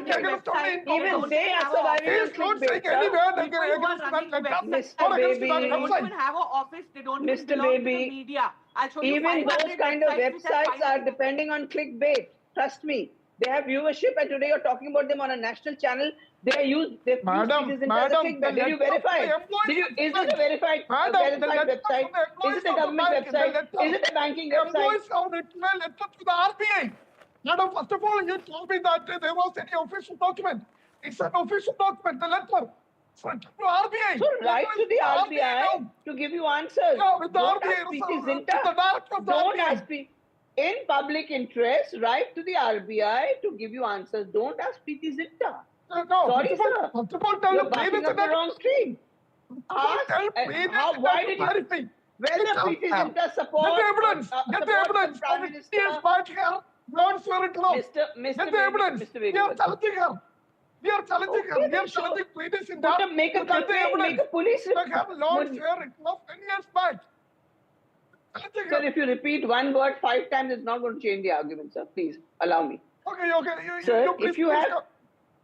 No, sir. So, sorry. I just have to say again, I'm repeating myself as an advocate. If you have any evidence, or if it's come on a website, please ask the RBI or the banking authorities to verify this. Ask them to give you answers. They will ask Preeti Zinta to give information. They will find out what the loan is. You cannot ask Preeti Zinta on a public platform and say, because you like PM Modi, because you've been doing handling your social media, you think BJP has no other work? Would you then say, Sanjana, that there is this, some kind of collective obsession with punishing public figures? Absolutely, there is. This is just clearly making a person a scapegoat to make your presence felt. Firstly, the person who is sitting and complaining here, he has no rights and authority. He might be in the biggest post in Congress, BJP, or whichever party. It doesn't matter to me. But he has no legal rights to question. He has absolutely no legal rights. So forget about him questioning. And on top of that, question something which is just a rumor in the air, which is written on some XYZ website. And this is invasion of news portal websites. Kunika, let me talk. Kunika, let me talk. These newspaper websites don't even have an office. You just find some spammers sitting on a laptop and publishing some rubbish. One person published, and then according to this source, according to that source, 100 people publish, and then what happens to the celebrity? It's happened to me. It's disgusting. Without being at fault, just because I'm a celebrity, I've been a scapegoat. And if you go out of your house, people will be like, is she a fraud? People start doubting your personality. Yes. Is this why I worked hard? Nasir Abdullah, I'm a celebrity. Is this why I worked hard? Yes, that's right. Nasir Abdullah, the point being made by both the women who are actors is valid. Yeah. I mean, Absolutely. they are a soft target. And they are being needlessly targeted because they realize that hard we worked all our lives. No. If the Congress wants an answer, they should seek an answer from another political party, which is the BJP here, rather than seeking an answer from Preeti Zinta. Absolutely, I agree with you. 1 minute, madam. The question is addressed to me. The question is addressed to me. Thank you. So here's the deal. I agree with the ladies what they're saying, and there seems to be the issue about attacking the celebrities because it gets you the brownie points and all that. What I'm saying is, often enough, it has happened that somebody makes an accusation or throws out a piece of information like it happened in the Bofors and other stuff, and about Adani as well, whatever. The point is, they start with that. There's a lot of hula-boo. Then later, if they are not able to provide evidence, which they have to, that thing dies a slow death or a quick death. So maybe this is the plan. They first throw out this information, and then maybe they've got something on her because it is there, and they will bring it out slowly. That's how they do it with a lot of people. Arvind Kejriwal, I was told 8 months before his arrest that he will be arrested.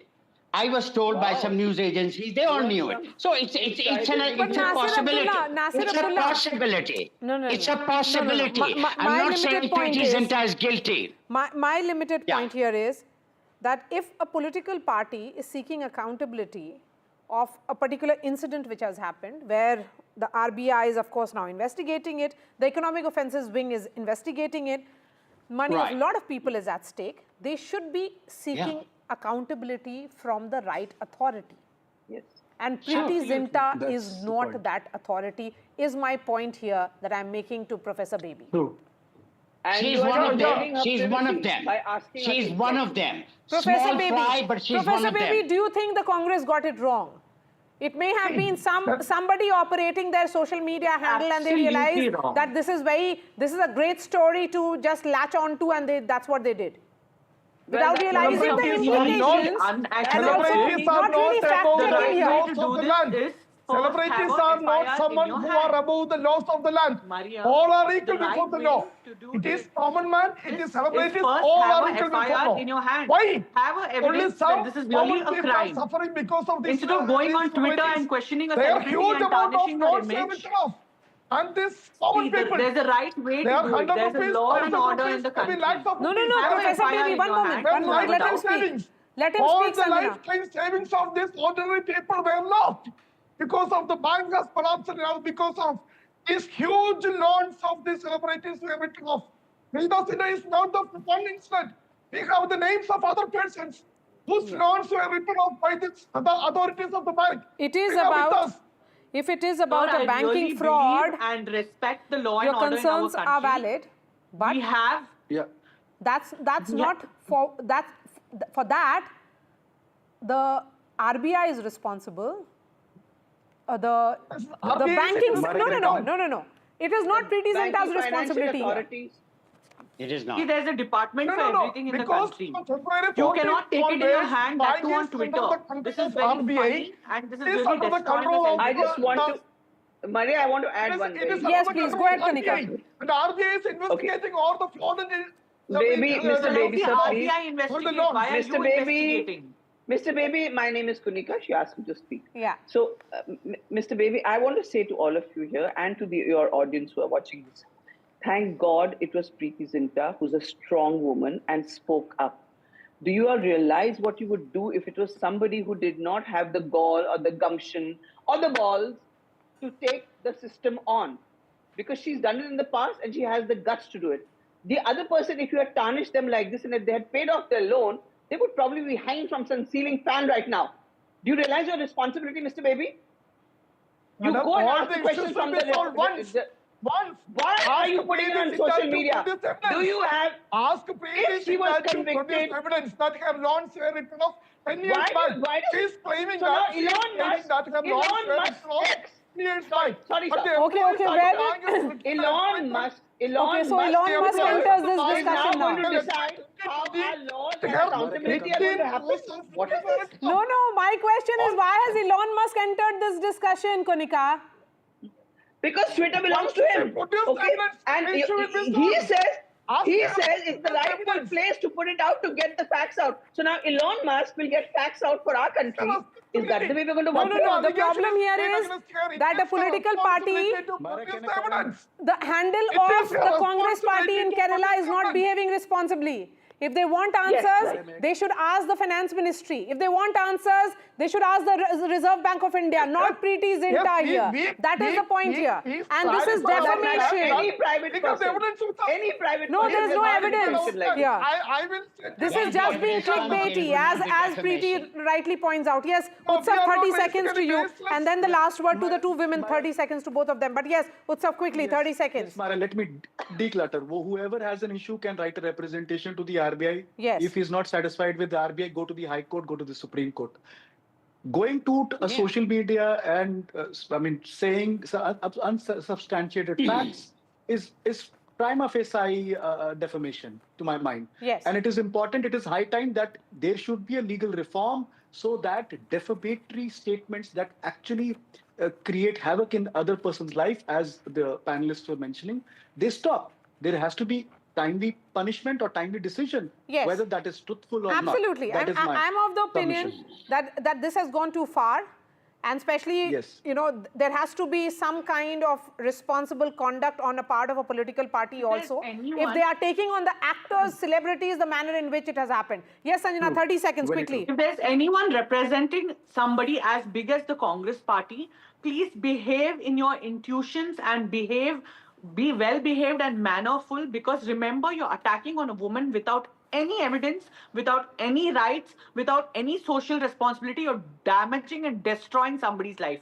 God forbid something happens to her. This is mental harassment. This is mental harassment, and it's completely illegal. Absolutely. And it should be condemned. One tweet of this nature can destroy disgusting. reputation of someone who is in the eye. She is in public eye, has been an actor for several decades. Yes, Kunika, 30 seconds, quickly. Let's wrap it up. First of all, I feel sorry for Mr. Baby because today is outnumbered. Sorry, sir. But I just hope this will be an introspective It's a matter of number, madam. It's not a matter Sir, let me, sir. My name is Kunika, sir. My name is Kunika, sir. You cannot make Sir, allegations like this. I'm sorry to say. Sanjana, 1 second. So, sir, first I was expressing my, apologies to you, sir. Accepted gracefully. So, what I'm saying that I hope will be responsible in future and not target not only a celebrity, any private individual. Go to the right forum, sir. Use your brains. Why is Congress disintegrating? Why they have no intuition now? Sanjana was saying, check your intuition. I'm sorry to say, the intuition has gone out of the window. What is wrong with you all? And if there's somebody that did it on social media unknowingly, without knowing the leaders knowing, then sack him right now. Madam, very sorry to say that you are shielding someone. She is doing something correct. You are shielding a person who is doing correct. No, nobody is being shielded here. Nobody is being shielded. If the Congress party indeed was very serious about raising this issue, then they should have raised it with an official handle, which is All India handle, not one state handle. All right, thank you so much for joining us and participating in this discussion. That's all from me on this edition of The Last Word. And Vishnu is right here in the studio. Well, Maria, I can assure you my program will not be quite as heated as this, but it is important. The French president in Washington says that we could be just a couple of days, weeks away from a truce in Ukraine, this at a time when Trump has backed Russia in a United Nations draft proposal. In fact, 2 proposals at the United Nations. Think about that, the US backing Russia on Ukraine. Where is the world headed to? We're going to try and find out after this short break.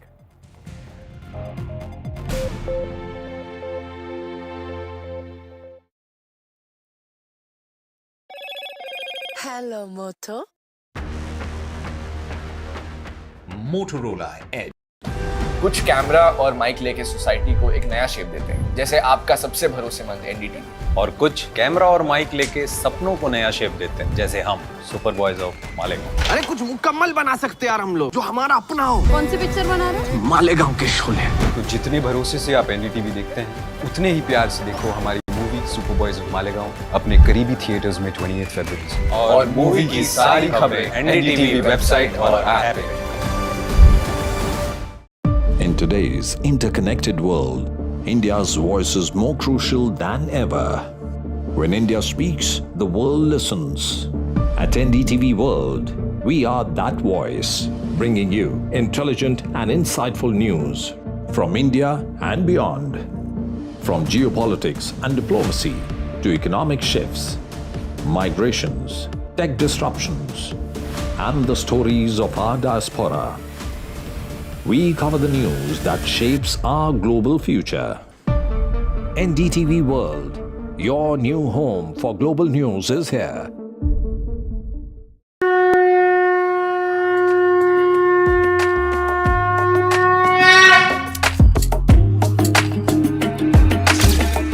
Mahakumbh, a festival of faith, the world's biggest spiritual festival, the divine dip at the spiritual Sangam,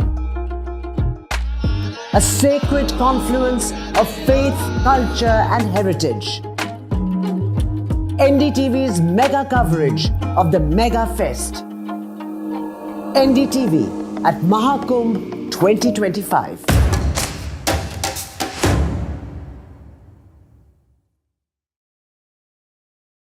I've been reporting on all issues, big and small, from Andhra Pradesh, Telangana, rest of South India, bringing you all the action, all that you need to know, all that you want to know. The energy of Maximum City is infectious. I bring in that energy in our news coverage from financial capital Mumbai. Covering from the southernmost part of India over the last 23 years, I bring in-depth and 360-degree coverage from the Dravidian heartland. The land of Mishti is also known for its bitter politics. I have seen much water flow under the Howrah Bridge, covering Bengal in all its vivid colors.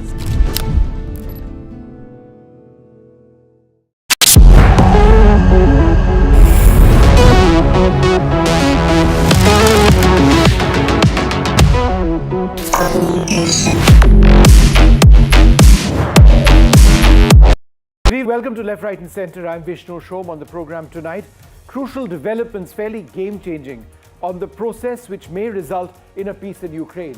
The Ukrainian President Volodymyr Zelensky is expected in Washington soon to sign a deal for the US to get access to rare minerals. This may keep America interested in backstopping the security of Europe. That's something European nations want, and that's what the French President Emmanuel Macron has told President Trump in Washington today. All of this a day after the US very controversially backed Russia in the United Nations General Assembly and Security Council on proposals linked to bringing an end to the war in Europe. We'll come to that in a moment. The headlines: massive social media row between the actor Preeti Zinta and the Kerala Congress. Zinta hits out at the Congress for claims of a loan waiver, saying, "Shame on you." The Congress asks for proof. The police sources say there is no probe underway. Is the Congress MP Shashi Tharoor ready to leave the party? Amidst rift rumours, he posts a picture with Union Minister Piyush Goyal. The Congress calls for a meeting of senior Kerala leaders. The Mahakumbh in Prayagraj comes to an end. A big rush of devotees to take a holy dip on the last day of Mahashivratri. Authorities say there are lots of preparations in place. Well, lots of key developments on hopefully the road to peace in Ukraine. Will the war come to an end? Let's summarize the key developments which have taken place, and then also very significantly what the French President Emmanuel Macron has said in the last hour or so, because that's important, because he seems to have a roadmap which he's conveyed in Washington to the US President. So in terms of the larger issues, the Ukrainian President Volodymyr Zelensky may soon visit Washington to finalize a minerals deal with Trump. This follows intense negotiations and pressure from the US administration. So what is the minerals deal? Well, the deal grants the US access to Ukraine's rare earth minerals. It's a trade-off for continued military aid against Russia. Trump has reportedly floated a specific $500 billion figure as compensation for US aid, which he claims reflects past support. Now, in all of this, very significantly, the US has voted with Russia at the United Nations. Think about that. The US has aligned with Russia in voting on 2 UN resolutions concerning Ukraine.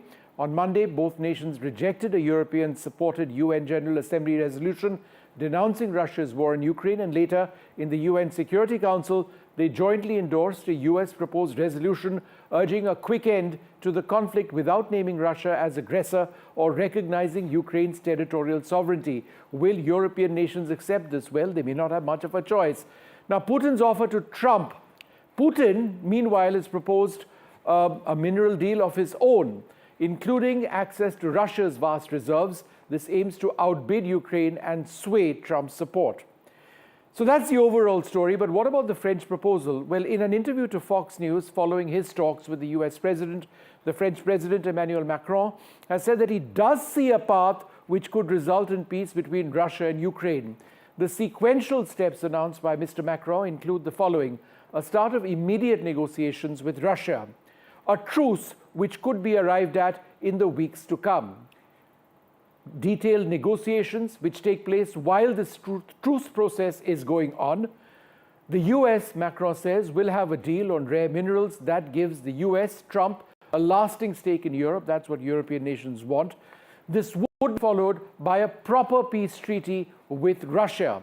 But guarantees, Macron says, are required if Russia ends up violating this treaty.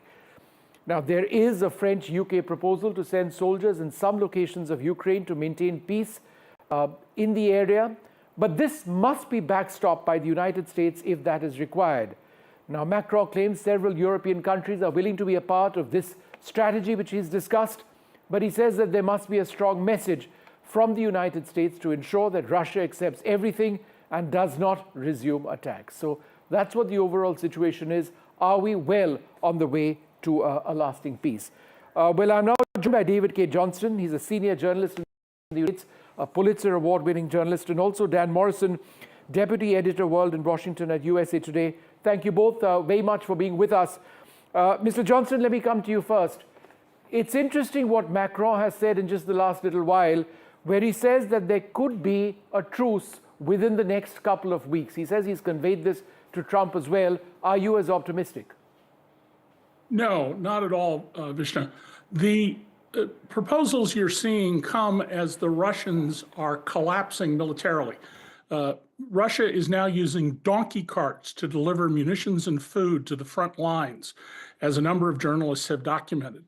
The Russian military war material has been utterly destroyed, and casualties on the Russian side are at 800,000. That's twice what the US casualties were in World War II.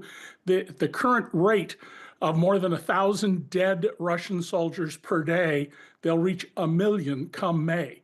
So it's really Putin here who is desperately suing for relief, and he has his friend Donald Trump, who has said he trusts Putin at his word. He doesn't trust American intelligence agencies.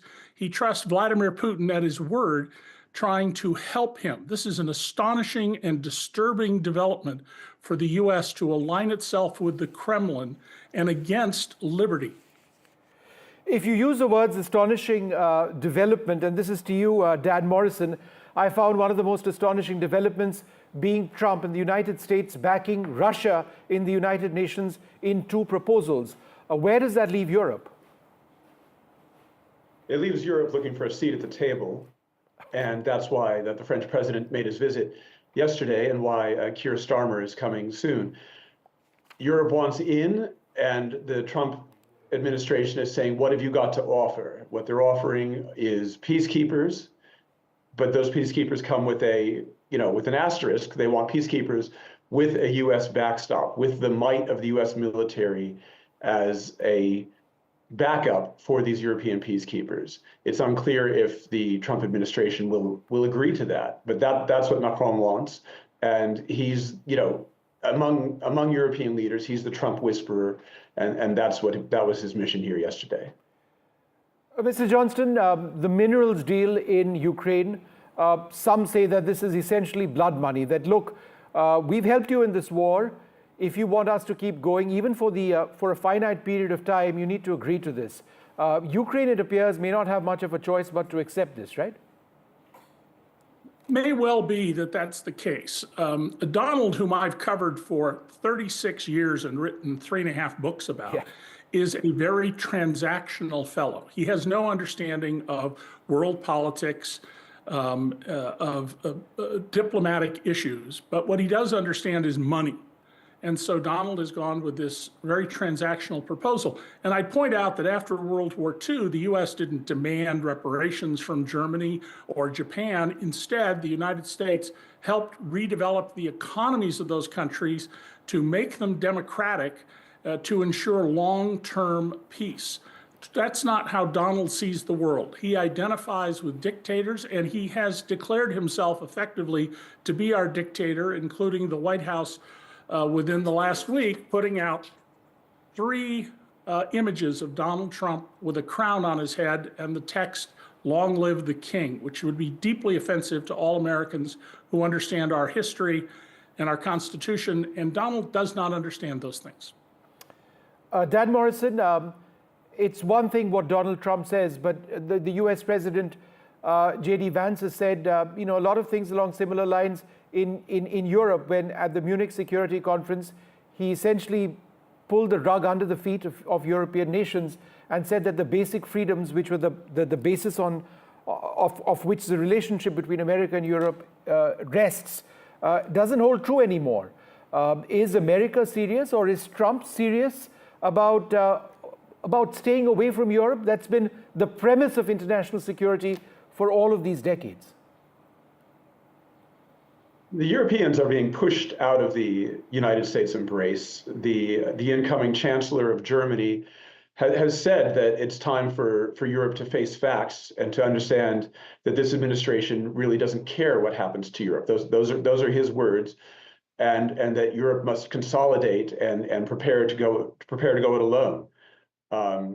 The statements of the vice president last week or recently amounted to almost a culture war on Europe. It was a real declaration of principles, a real declaration of this administration's rejection of what Europe believes itself to stand for and what America believed Europe stood for. There's no question. There's a big change here. Mr. Johnson, do you expect to see a Putin-Trump summit anytime soon? Do you think that that's something that might happen? Well, Donald has said he wants to meet with Putin, and he will arrange a meeting with him. So I would expect there will be such a meeting.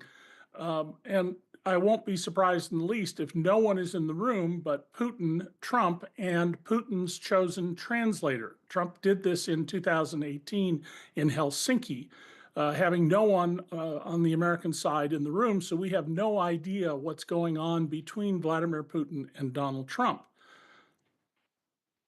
The Republican strategist joins us at this stage. Mr. Klink, how would you respond to those who say that Donald Trump may want an end to the war, and that I think everybody has agreed upon, but the way he's doing it and the search for instant solutions may not be in sync with the reality of what's happening in Europe? Well, a couple observations. One, notice how the conversation has changed since January 21st. We're now talking about not, is Ukraine going to win this war, which was a foolish wish from the beginning. They were never going to win this war. Excuse me. That being said, what you're seeing domestically in Europe with Friedrich Merz saying that they need independence from the U.S., that's rich, with 50,000 American troops currently stationed on German soil, guaranteeing their alleged safety. The bottom line is that Europe has coasted and has been on essentially a free ride from the United States for decades.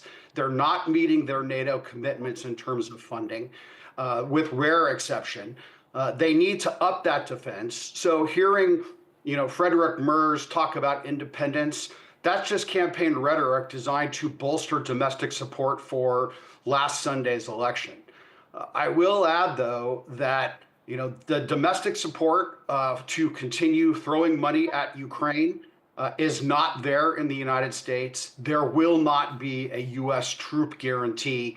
And if the Brits and the French want to put troops on the ground, let them do it. But they're not going to do it under the auspices of NATO, because there won't be an Article 5 commitment from the United States to backstop. So I do think the best bet that the Ukrainians have on a going forward basis is to cut an economic deal with the United States so that we capture some of their rare earth minerals, which we certainly need, and Ukraine has ample amounts of.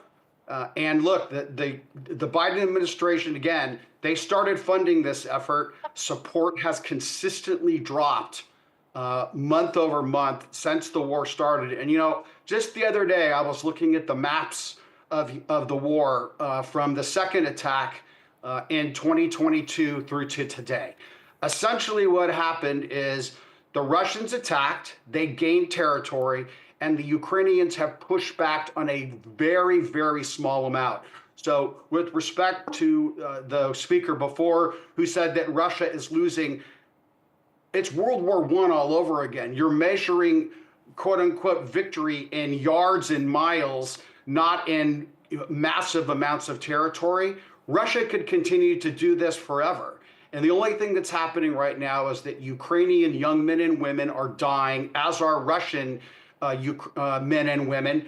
Russia has more bodies to throw at this. And to be honest, for Russia, losing 1 million people, that's a blink of an eye for the Russians who lost, what, 20,000 or 20 million in World War II.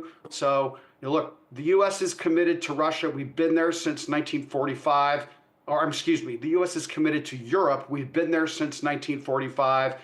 But I do think that the relationship has changed. Europe's got to step up and meet the moment, and the U.S. is just not going to be the open checkbook for Europeans. David K. Johnston, would you like to respond to that? Well, I think that there's some truth in what Mr. Klink says, but the fact is that when the Russians are so stripped of war materiel that they're down to having donkey carts deliver war material to the front, when they're losing between 1,100 and 1,600 soldiers a day, not casualties, but deaths, and the Russian fleet has had to withdraw to the far end of the Black Sea, it's Russia that needs the truce here, not Ukraine. Now, we wouldn't be here had the Biden administration been much more aggressive in defending liberty after the Russians, in violation of the treaty they signed in 1993, illegally invaded Ukraine.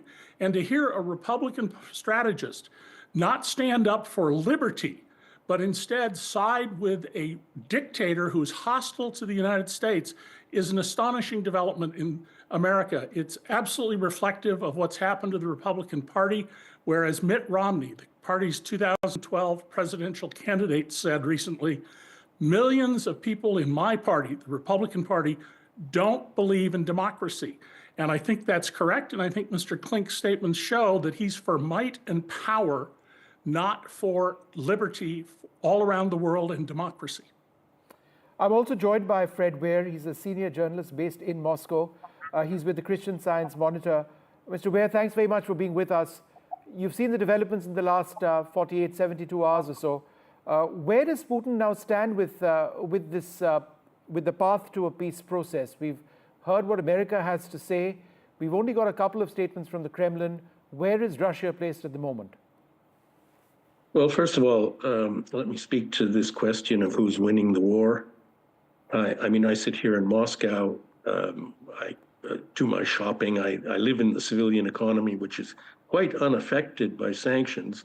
And I follow the war on multiple Telegram channels, including Ukrainian ones. And everybody agrees that the Russians are pressing forward. Slowly, painfully. I don't know whether they're doing it on donkey carts or not, but if they are moving forward and Ukrainians are falling back. There are maps which are coming from Ukrainian Telegram channels, which will show you that. The Ukrainians are losing the war. Slowly, they're fighting valiantly. I think they deserve respect, but the Russians are winning, and all the mathematics suggest that they will continue to do so. As for Putin, I think he's proceeding. I think in the Kremlin, they're very, very happy with these developments. I mean, very quickly, a lot of things have broken their way. I don't think they count on Trump being consistently pro-Russian. I don't think he is. I think he's tactically trying to get ahead of reality. And the reality is the Russians are winning. Ukraine is losing. Trump doesn't want to own defeat. He wants to be the framer of a peace settlement that's profitable for him, as he sees it, for America. And as long as the Russians will play along, I think he will be fine with that. What the Russians get out of this, and they have gotten it already, it's a done deal pretty much, is an across-the-board normalization of relations with the United States. You have to remember there was scorched earth virtually since 2014, so over a decade. You know, I'm a Canadian, I live in Moscow, I can't even send a letter by post to Canada because there's no connection between the postal services. All across the board in the entire establishment of the countries, there is all the links, channels have been broken, frozen. Now all that is going to be restored. And gradually, I guess, economic relations will be restored. And somehow a peace will come out of that, which Putin has continually referred to the agreement, the aborted agreement in March, April of 2022 between Russia and Ukraine. It's pretty well known, and its basic features are Ukrainian neutrality, that is renouncing NATO membership, demilitarization, substantial Ukrainian demilitarization, and rights for Russian speakers. Russia also has made concessions in that agreement. They agreed to put Crimea up to a 15-year consultation period to determine its status. They agreed that Ukraine can join the EU.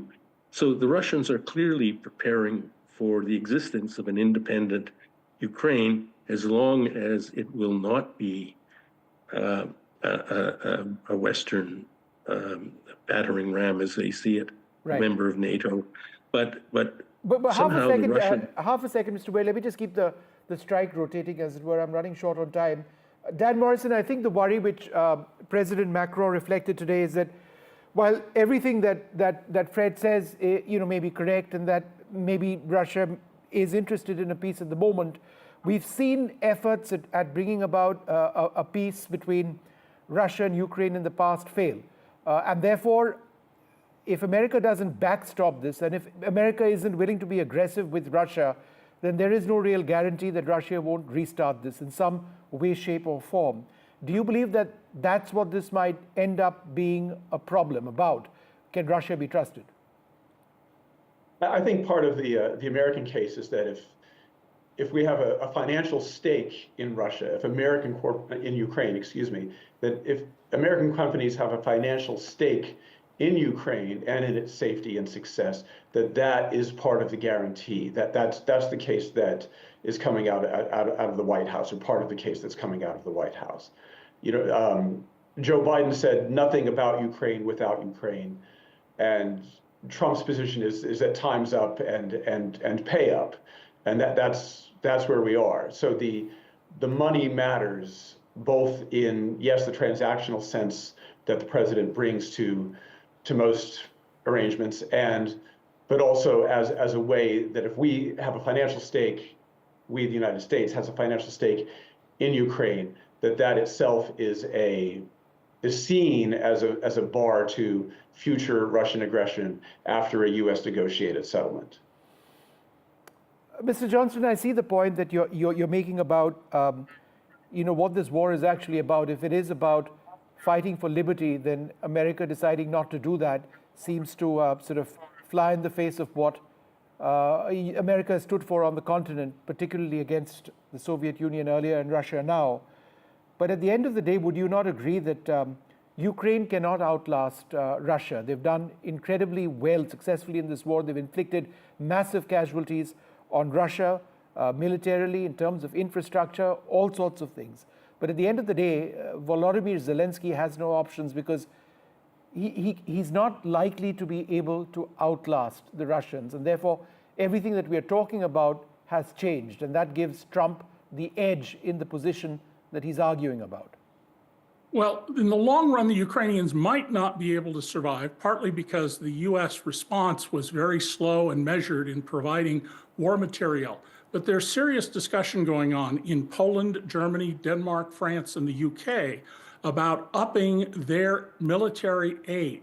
because they recognize that Vladimir Putin is on the record all over the place that he thinks the worst thing that happened in the last century was the collapse of the Soviet empire.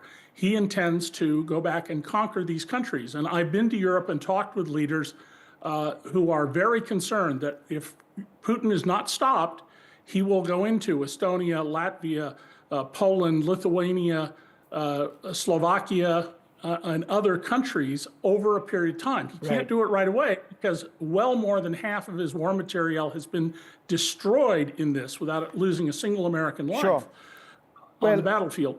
Absolutely. So I think that Europe stepping up can still stop this effort. No, I take your point, and I'm just Ukraine. interrupting because I'm out of time. But I think the question, therefore, is how soon can Europe step up? Do they have the industrial capability to keep fueling Ukraine? And does Ukraine have the number of soldiers? But I'm afraid I'm going to have to leave it there. Fascinating conversation. I suppose none of us know at this stage where this is all headed, but hopefully there will be a peace. Will it last, I think, is the question. Thank you all very much for being with us. Time now for us to take this short break. कुछ camera और mic लेके society को एक नया shape देते हैं, जैसे आपका सबसे भरोसेमंद NDTV. Hello motto. Motorola Edge 50 Pro, world's first AI-powered pro-grade camera.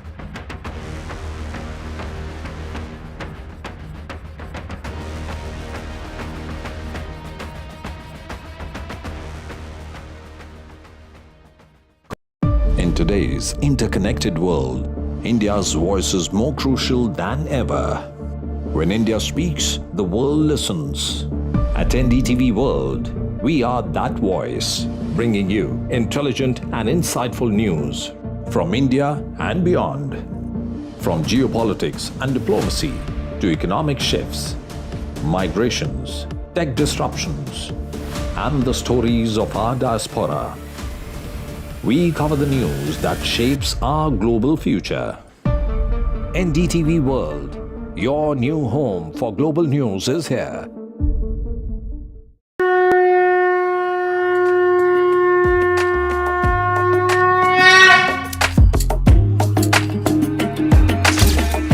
Maha Kumbh, a festival of faith, the world's biggest spiritual festival, the divine dip at the spiritual Sangam,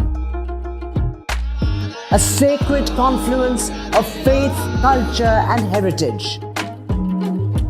NDTV's mega coverage of the Mega Fest. NDTV at Mahakumbh 2025.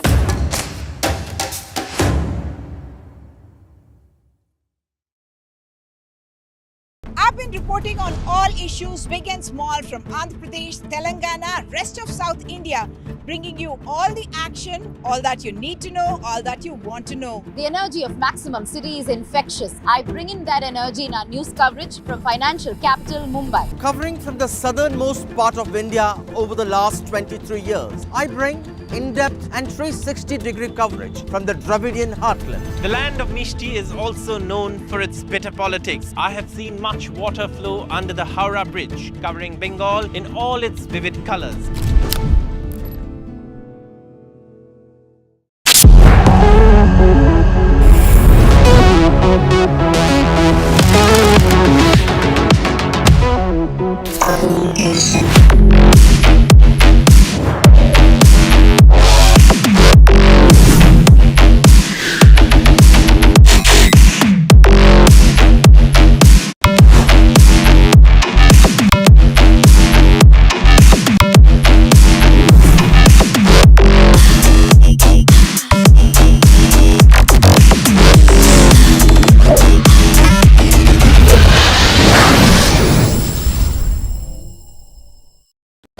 कुछ camera और mic लेके society को एक नया shape देते हैं, जैसे आपका सबसे भरोसेमंद एनडीटीवी। और कुछ कैमरा और माइक लेके सपनों को नया शेप देते हैं, जैसे हम सुपर बॉयज ऑफ मालेगांव। अरे कुछ मुकम्मल बना सकते यार हम लोग, जो हमारा अपना हो। कौन सी पिक्चर बना रहे हो? मालेगांव के शोले। तो जितने भरोसे से आप एनडीटीवी देखते हैं, उतने ही प्यार से देखो हमारी movie super boys of Malegaon अपने करीबी थिएटर्स में 28 फरवरी से। और मूवी की सारी खबरें एनडीटीवी वेबसाइट और ऐप पे।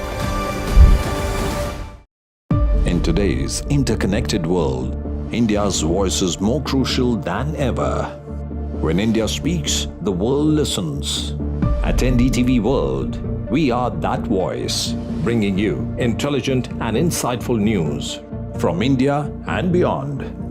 From geopolitics and diplomacy to economic shifts, migrations, tech disruptions, and the stories of our diaspora, we cover the news that shapes our global future. NDTV World, your new home for global news, is here.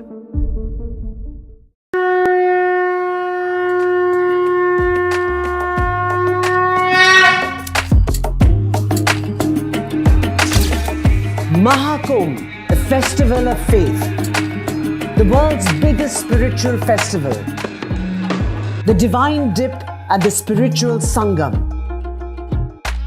a sacred confluence of faith, culture and heritage.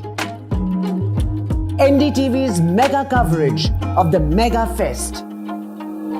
NDTV at Mahakumbh 2025.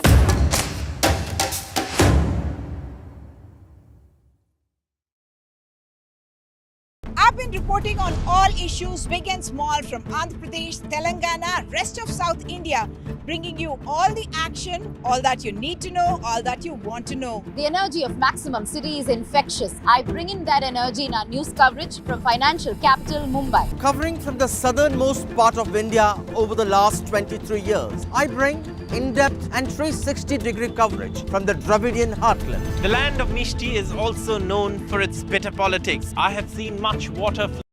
Hello and welcome to this very special conversation around an area, a topic that is pretty much now a buzzword. From boardrooms to media newsrooms, one hears the word AI more often than ever. There was the Global AI Summit, and to a large extent it's really mainstreamed how artificial intelligence as a technology can be harnessed by individuals, by companies and by nations. To talk about this and a lot more, I am in conversation with one of the world's foremost AI scientists, and some would even call him a rock star in the AI space, Pushmeet Kohli, who's Vice President of Google DeepMind. Thank you so much, Pushmeet, for speaking to me, taking out the time.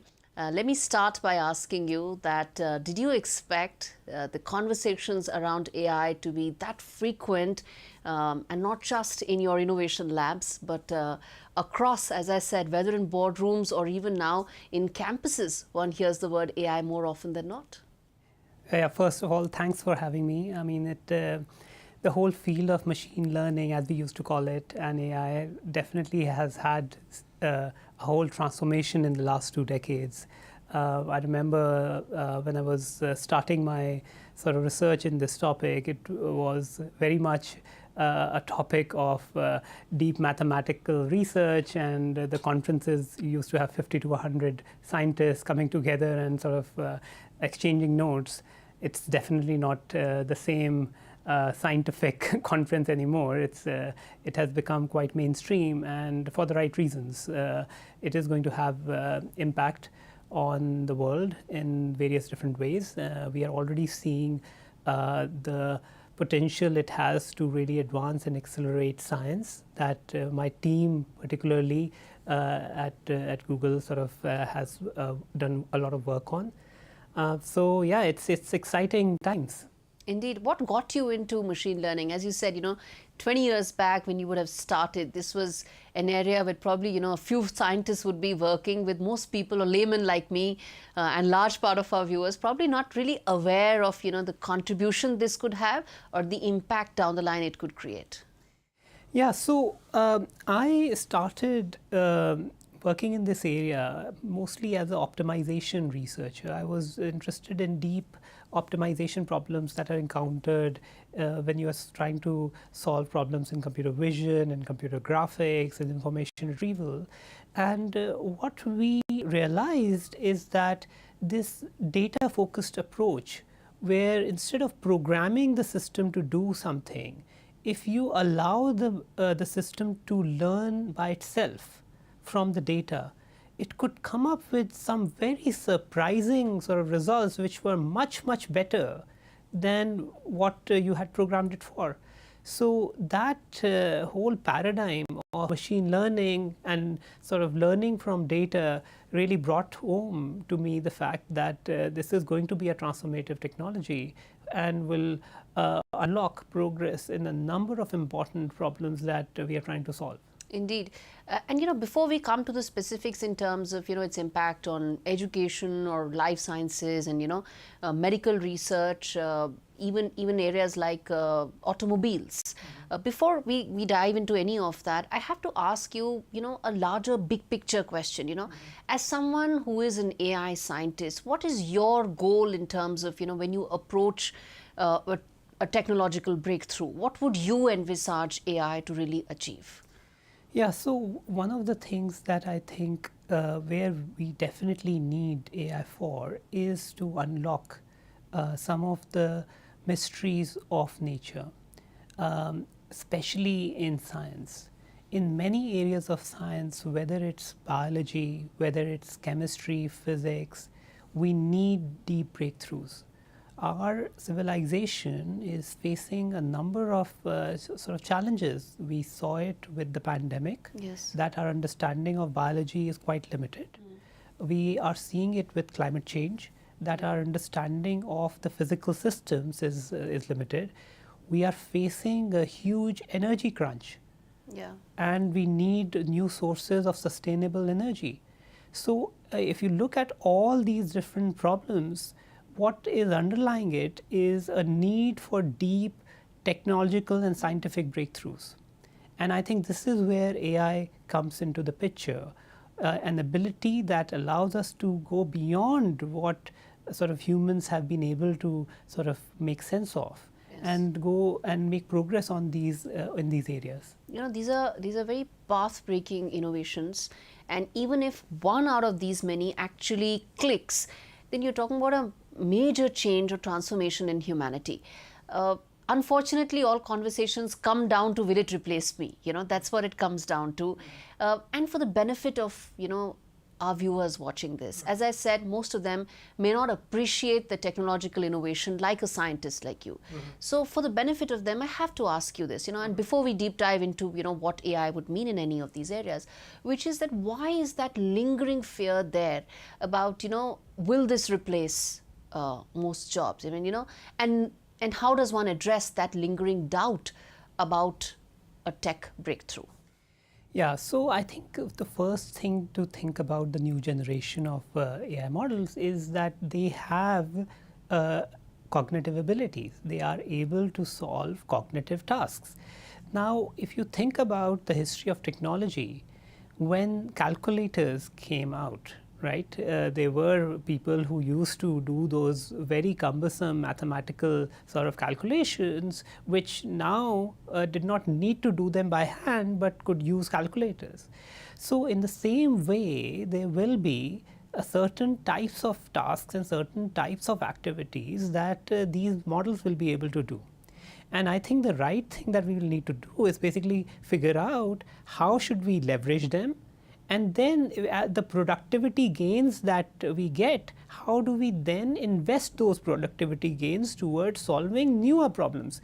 So if there are people, if we have more time now because we are more productive and we have access to these tools, the thing that society needs to ask itself is to how do we take on that extra amount of productivity that we have, and where should we focus it? Okay, and the answer that I would like that I would propose is basically there are so many challenges that we are facing. In fact, we should be thinking about using any sort of our brain power that we can get towards those things.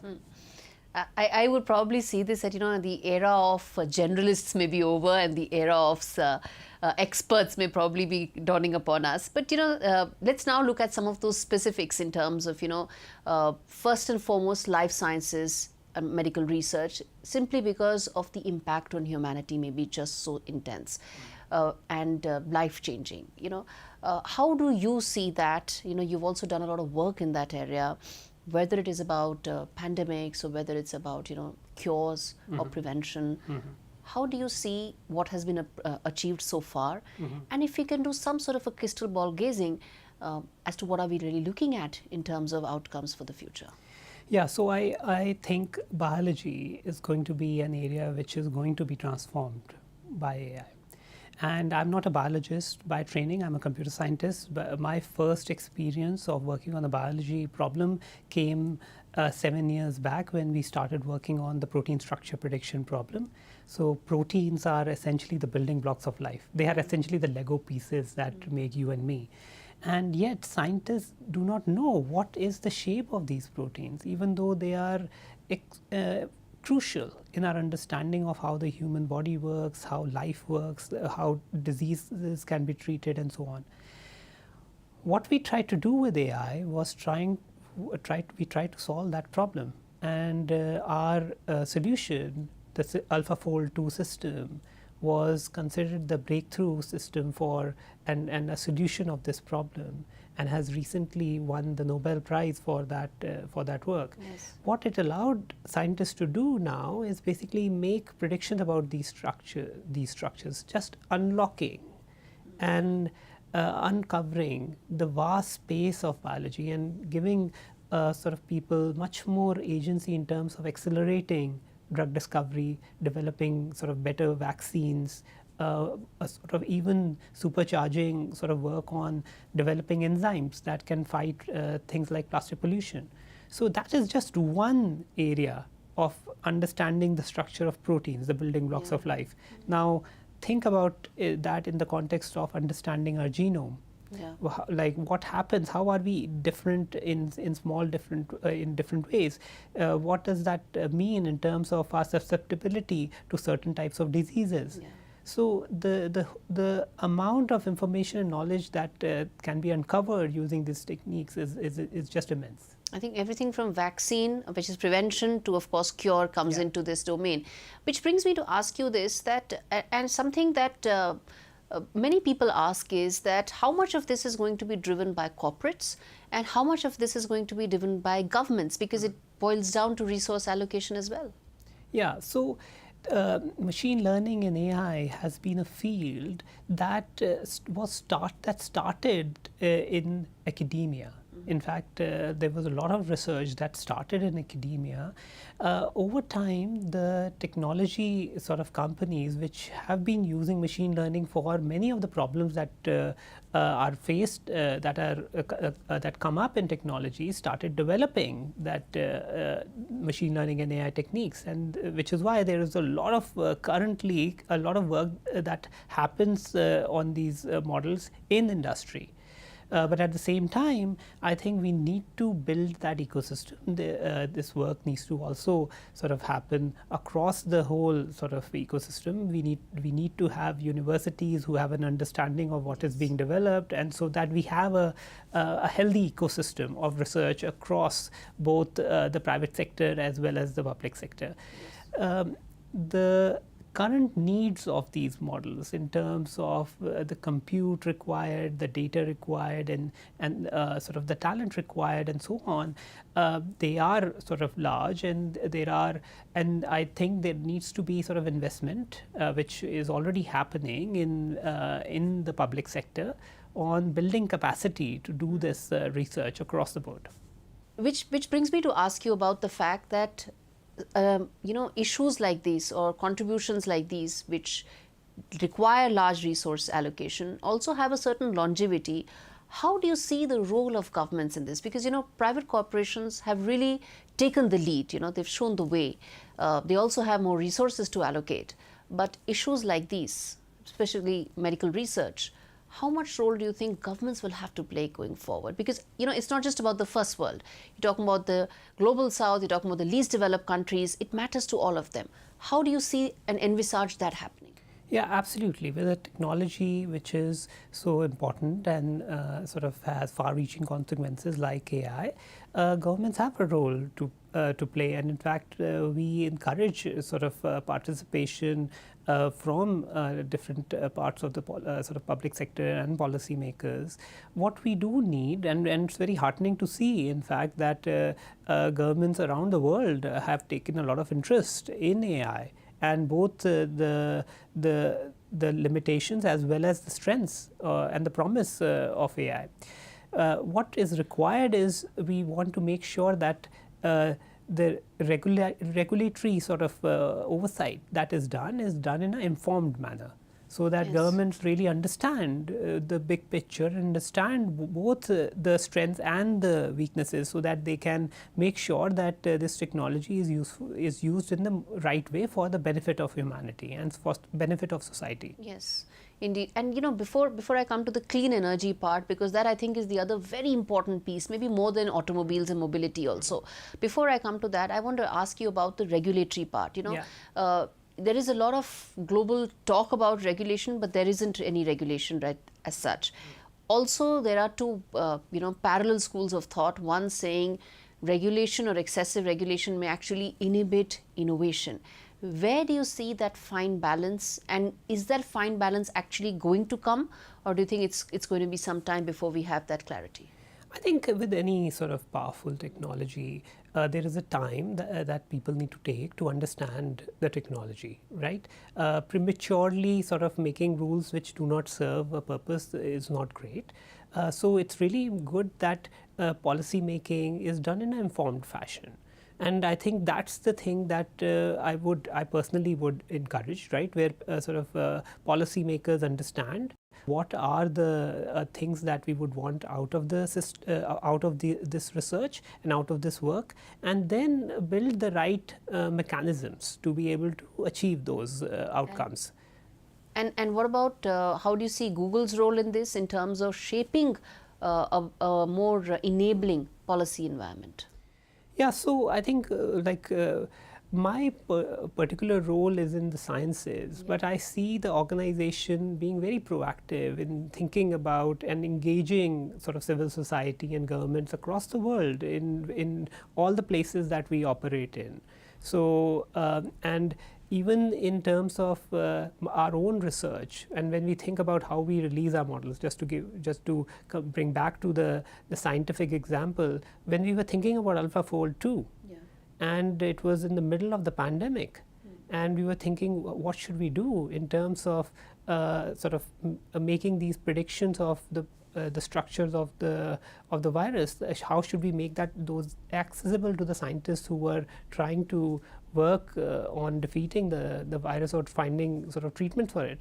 We took a very broad approach where we approached the scientific community and got their feedback, and then based on that feedback and all the ethical sort of considerations, then made a decision that yes, it should be sort of shared.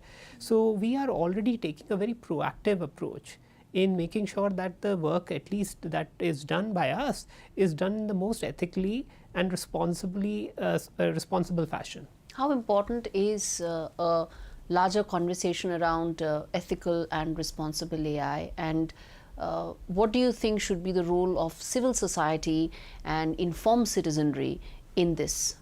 Yeah, so I think it's extremely important. It's an important technology that is going to touch us in many different ways, and it is really important that we sort of we all participate in it. There is an element of understanding, right? So we all need to be better informed as to what are the possibilities with this technology, and civil society and both governments should sort of invest in public understanding of AI. And I think companies around the world as well should basically contribute to that endeavor. And once we have a good understanding of this technology, that will naturally allow us to have a more informed discussion on how these technologies should be utilized in society and deployed. Yeah. Which brings me now to ask you about the clean energy part. It's important for us as a country, and it's important for the world as well, that breakthroughs are made in this. Talk to us about and explain to me as to what are we really looking at in terms of AI-enabled breakthroughs towards our transition to clean energy. Now, AI basically can help us in this challenge in many, many ways, right? Just to give you a couple of examples, one example is in enabling nuclear fusion. So nuclear fusion has been a very promising sort of technology. It is a technology which is carbon free and can give us abundant amount of energy, but there are key research and engineering challenges that lie in the way. And with AI, we are hoping that we can make rapid progress. Not only us, but a number of teams around the world are investing in this area, and we hope that the sort of use of AI will really accelerate the path for development of this technology. The other example is in material science. If we can sort of make breakthroughs like the one that we did in biology in material science, that will unlock sort of new kinds of materials that will allow us to not only generate more energy more efficiently, but also store it and transmit it and so on. So sort of if we come up with a novel superconductor, that really transforms our ability to be able to sort of deal with energy. How far away are we from these breakthroughs?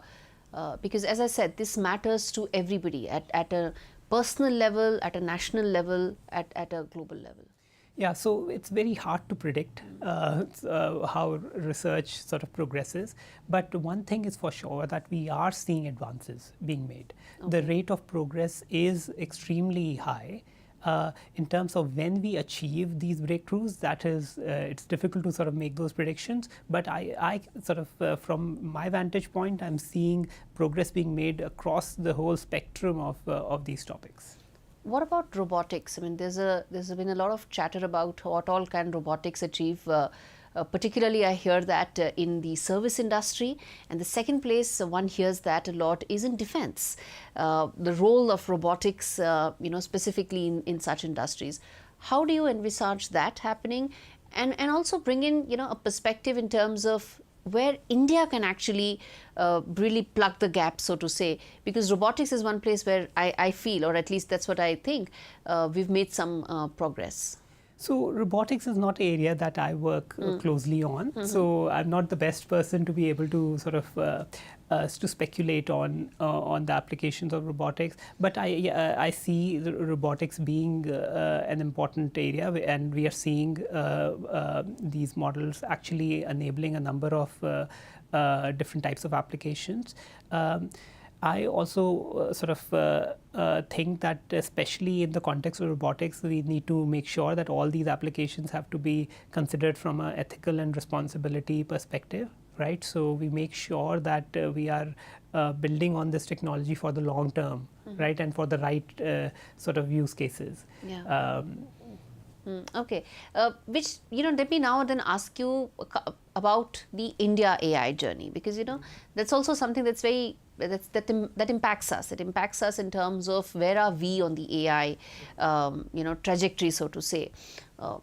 There is this the ChatGPT model that's come up. There is the DeepSeek model that has come up.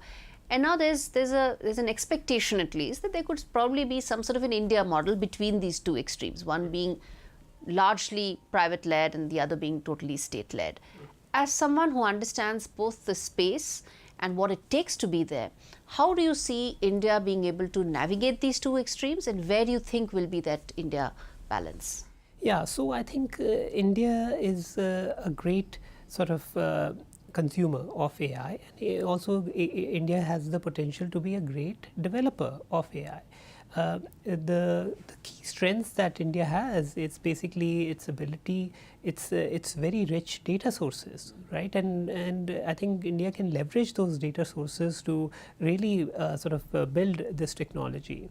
The other sort of element is that is particularly sort of unique in the context of India is the diversity that India has, and in some sense sort of going back to the model that that we are developing and the work we are doing at Google is building up our Gemini foundational model. Yeah. One of our key priorities is to make sure that that model actually works for all Indian languages, right? A lot of the research that has happened till now has been mostly been driven in specific sort of languages, and Indic languages have not been that been that well represented, and that is a particular focus of ours. And we are working on with our team in Bangalore. In fact, is working in a collaboration with Indian institutes to really expand the model's abilities on these languages. That would really increase the scope and the scale at which, if Indic languages or India's vernacular languages get included. Let me then also ask you about the model that Google has, and how does it differentiate to its peers? Because you are of course leading this space, but what about some of the other models, and what is the difference?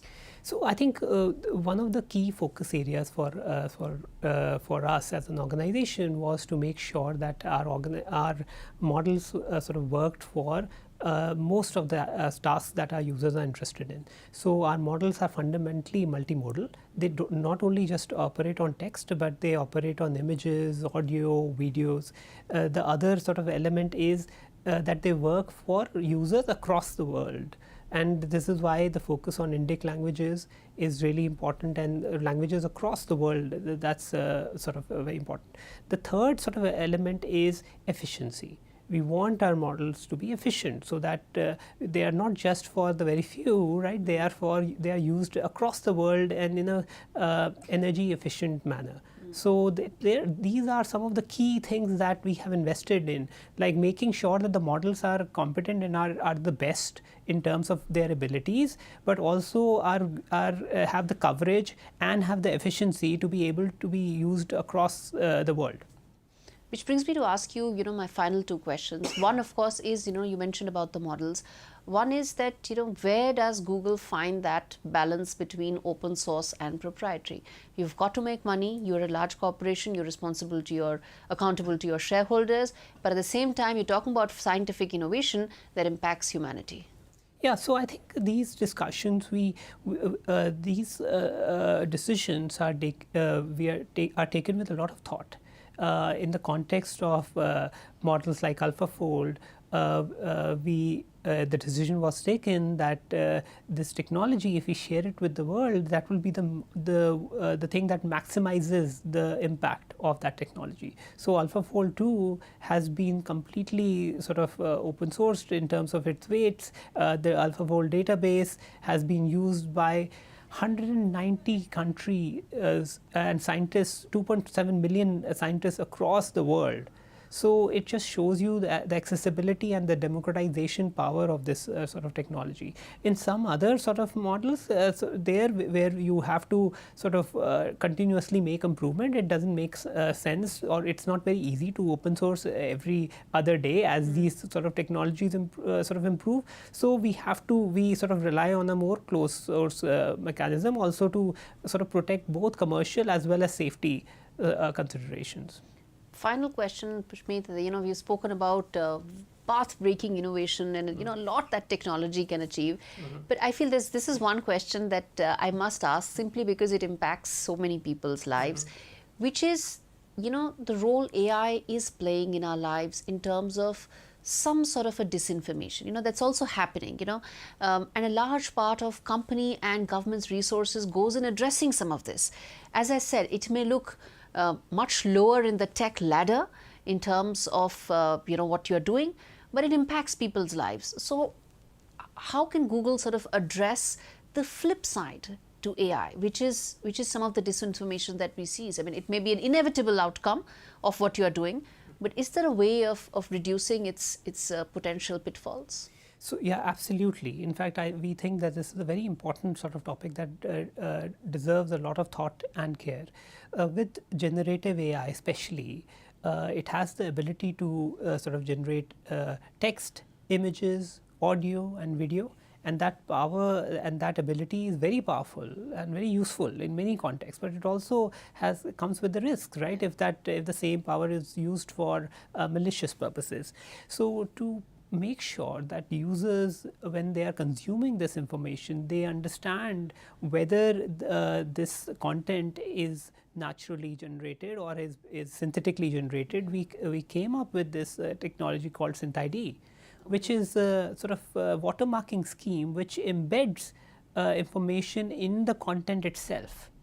And we were one of the pioneers in basically doing this. Google was a complete pioneer in sort of doing this, and not only have we integrated this in our models, but in some cases we have also open sourced it, so that other sort of companies and other players in the ecosystem can also sort of employ this and adopt this practice for their own products. All right, Pushpi, thank you so much for speaking to me on NDTV. A lot that we covered, and the biggest takeaway for me is that the next time I meet you, hopefully I'll still have my job and not be replaced by an AI bot. Thank you so much for really detailing what is set to really change humanity going forward. Thank you. Thank you.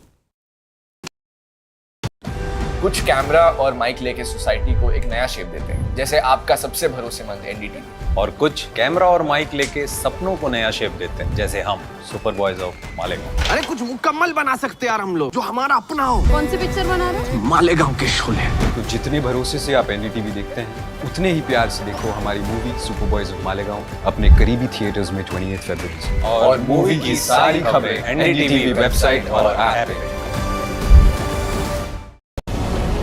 Very warm welcome to you all for this NDTV Prophet Conclave, which is themed on Viksit Bharat.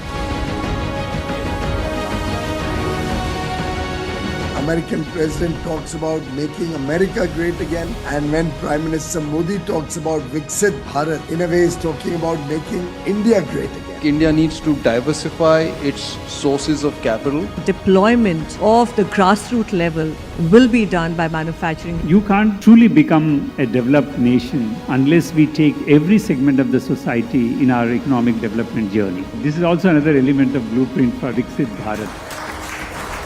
The NDTV Prophet Conclave 2025, the blueprint for Vikasit Bharat, only on the NDTV network. In today's interconnected world, India's voice is more crucial than ever. When India speaks, the world listens. At NDTV World, we are that voice, bringing you intelligent and insightful news from India and beyond. From geopolitics and diplomacy to economic shifts, migrations, tech disruptions, and the stories of our diaspora. We cover the news that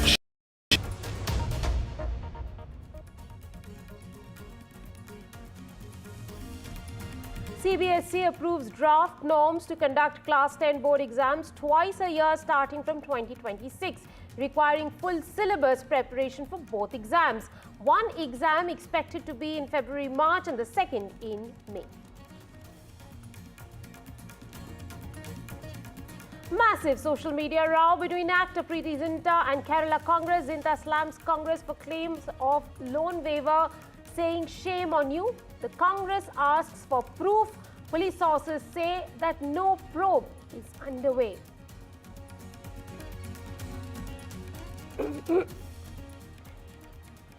Delhi Chief Minister Rekha Gupta tables the CAG report on the liquor policy, claiming losses of 2002 crore to the National Capital's Exchequer. Atishi hits back, saying the document exposed corruptions under the old liquor policy. New flashpoint between Tamil Nadu and the centre.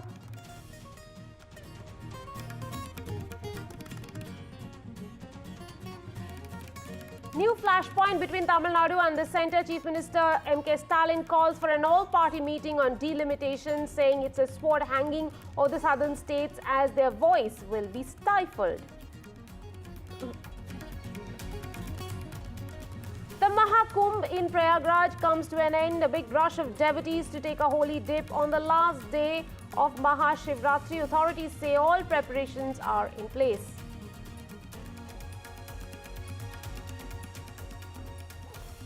In an ugly battle over age fraud, Supreme Court grants relief to Lakshya Sen by staying the Karnataka High Court order that had permitted further investigation into an age fraud complaint against the badminton star and his brother Chirag.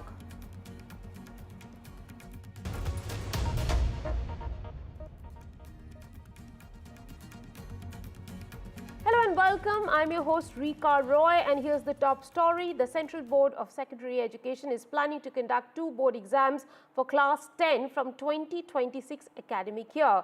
As per reports, the board approved draft norms for conducting Class 10 board exams twice a year from 2026. The draft norms will now be put in the public domain, and the stakeholders can submit their feedback till 9th of March, following which the policy will be finalized. According to the official release, the biannual exams will begin in 2026 with the first scheduled from 17th of February to March 6. As per the draft norms, the first phase of exams will be conducted from February 17 to March 6, while the second phase will be conducted from 5th of May to 20th of May.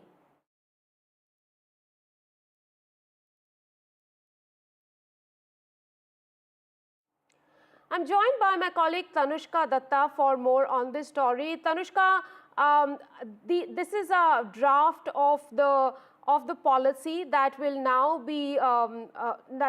be sought to be voted on.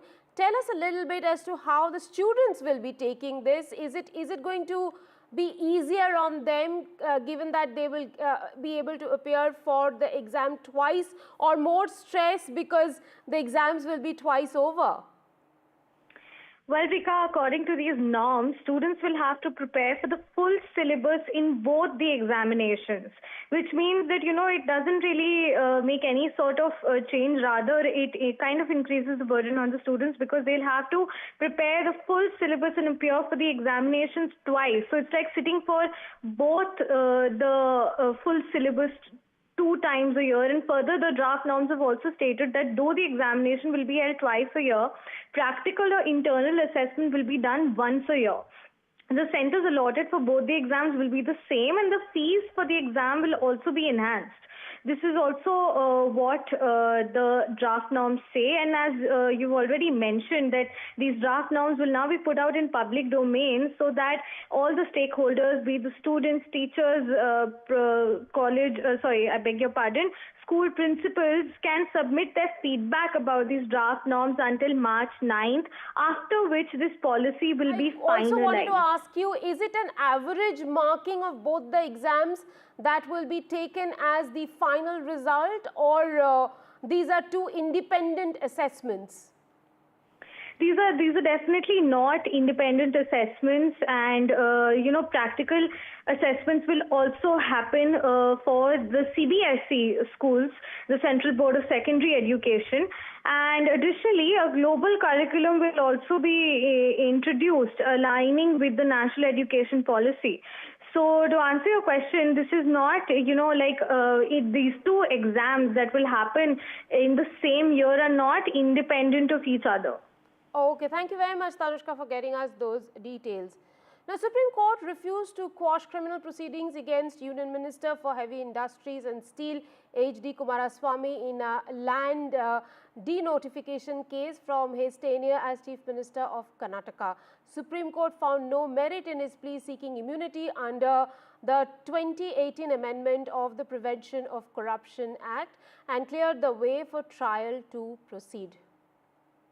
I'm also joined by my colleague Nupur for more on this story. Nupur, tell us, where does this case go from here? Because he has not been given immunity by the Supreme Court.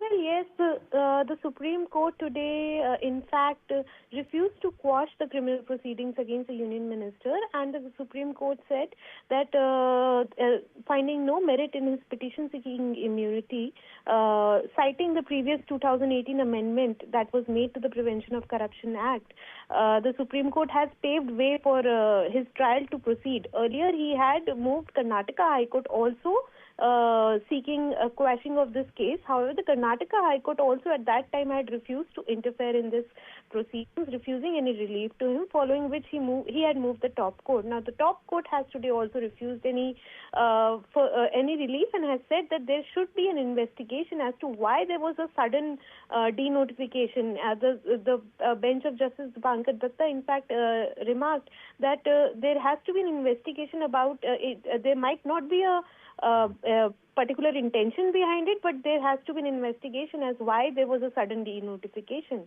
at that time. Right, thank you very much, Nupur, for getting us all those details. Now, a massive spat between Bollywood actor Preeti Zinta and the Kerala Congress after the Congress on platform X claimed the actor had given her social media accounts to the BJP in lieu of a loan waiver. After Zinta slammed Kerala Congress, calling it shocking that they were spreading fake news that she got 19 crore rupees loan written off, which she claimed had been repaid. The party asked the actor to clear the air with proof, and they said, "We are glad to accept mistakes if we have made any," and that was posted on the Kerala Congress handle. Words intensifying between Kerala Congress and actor Preeti Zinta. Big allegations by Kerala Congress based on online news report that the actor's loan was waived off by crisis-hit New India Cooperative Bank because her social media accounts were managed by the BJP. These are the allegations indicating that she has support from the ruling party. Preeti Zinta, of course, rubbishing these allegations, slamming the Congress, saying the party is simply peddling lies and misinformation, and that she has paid off all her loans 10 years back to the bank, and that her social media accounts are managed by her. Congress party standing by its claims, asking Preeti Zinta to furnish proof of closing the loan, said it had put out the tweet based on news reports in online forums, which says her loan was in fact waived off. No evidence has been furnished by either of the parties of loan waiver or of paying off loans, and no word from the bank, RBI, on the allegations and counter allegations. Economic Offences Wing, which is investigating the bank financial fraud, has said this doesn't come under their purview.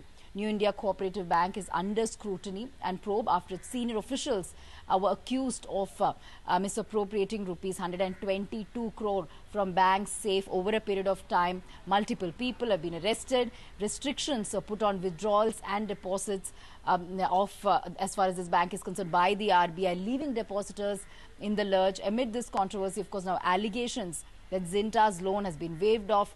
Congress standing by its claims. Remains to be seen if the online portal will produce any sort of evidence to back its claims, whether Congress will or if Zinta will produce any documents to substantiate her claims of paying off her loans, or if she will file any sort of defamation case against Kerala Congress or the online news portal. Another day of fireworks in the Delhi Assembly as the new Chief Minister Rekha Gupta tabled the CAG report on the liquor policy, claiming the previous government's decision in liquor policy resulted in a loss of 2,002 crore rupees to the National Capital's Exchequer. Former CM Atishi hit back, saying the audit document exposed corruption under the old liquor policy.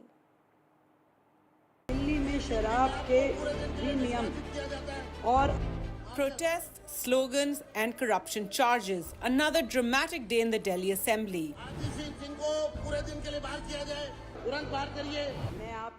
Delhi Chief Minister Rekha Gupta tabled the CAG report on the alleged liquor policy scam.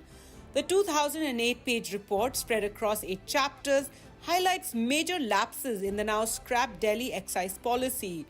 The report revealed that the Delhi government suffered losses of 2,000 crore rupees due to the excise policy. The implementation was suboptimal. The transport costs were not enough to justify the significant increase in distributor margin. That quality checking labs were not in place. The report also says that government shops did not stock Delhi's highest selling whiskey brands, thereby driving revenue to private dealers.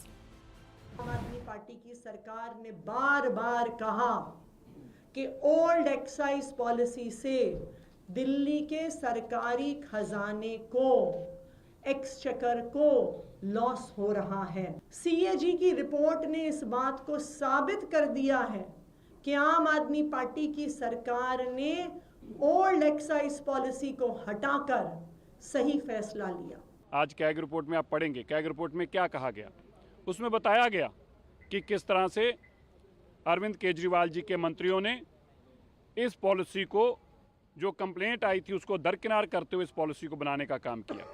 CAG report में यह भी सामने आया कि लगभग 4,004 करोड़ रुपया, लगभग 4,004 करोड़ रुपए का लॉस हुआ है रेवेन्यू को अरविंद केजरीवाल जी के इस अपने दोस्तों को शराब काम देने से।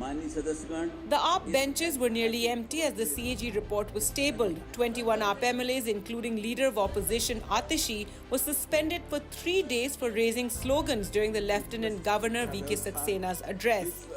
Atishi accused the BJP of disrespecting B.R. Ambedkar and Bhagat Singh, claiming their portraits were removed from the Chief Minister's office. After they were marshalled out of the assembly, the 21 MLAs staged a protest inside the assembly complex, holding Ambedkar's portraits and chanting slogans.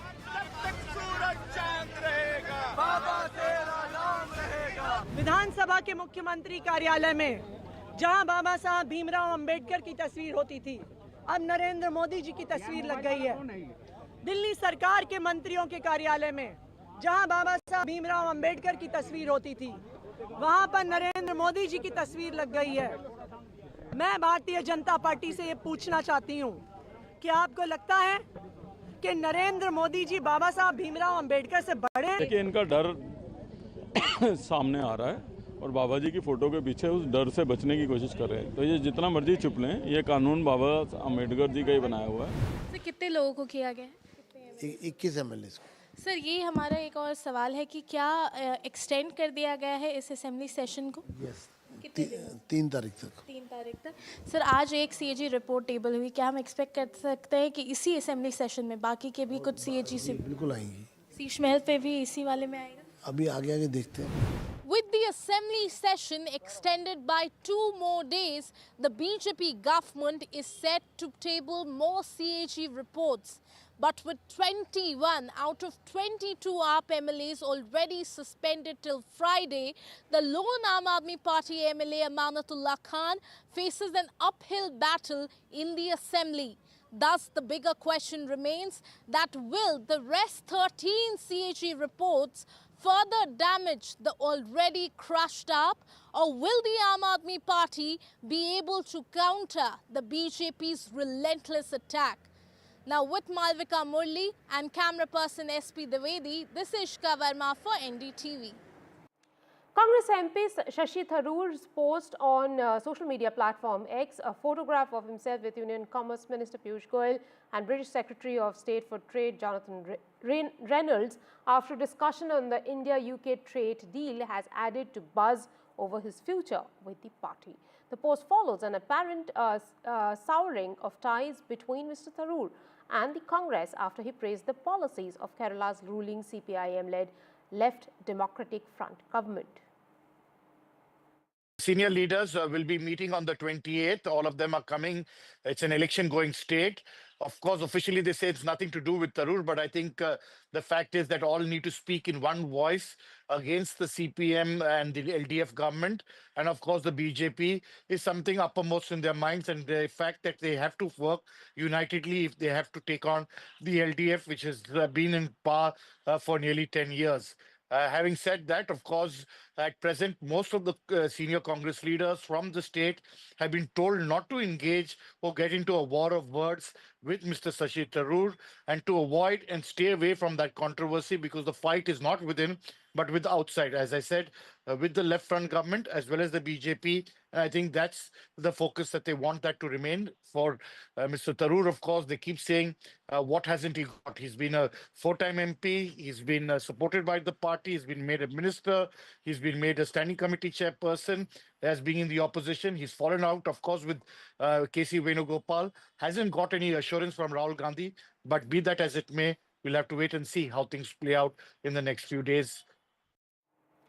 Now, a Delhi court has awarded life imprisonment to former Congress MP Sajjan Kumar in a murder case related to 1984 anti-Sikh riots. The Congress leader was convicted for the killing of Jaswant Singh and his son Tarundip Singh on the 1st of November 1984.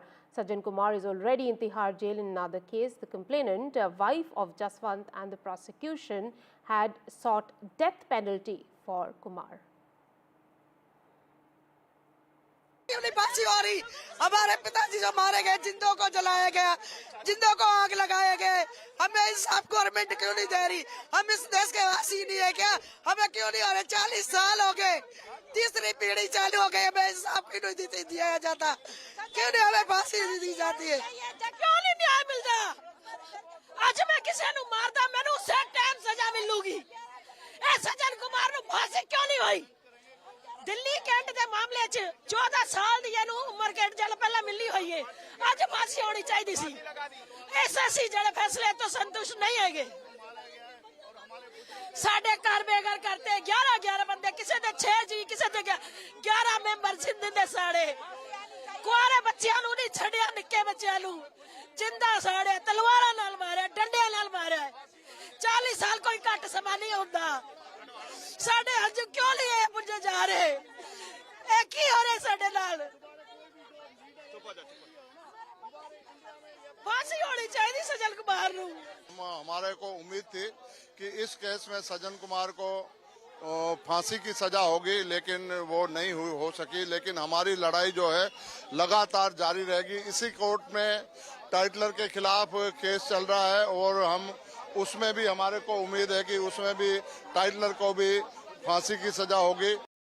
Amid the language row between the centre and Tamil Nadu, now a new flashpoint. Tamil Nadu Chief Minister M.K. Stalin has called for an all-party meeting over the delimitation issue, claiming the number of parliamentary seats in the south will be reduced in the delimitation exercise, thereby stifling the voice of the south. Meanwhile, a setback to the BJP in the state after party leader Ranjan Nachyar quit, protesting language imposition.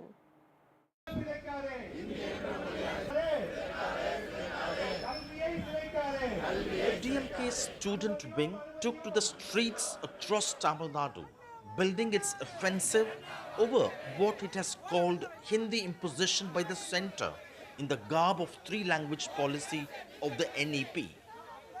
The education system we follow is don't impose Hindi.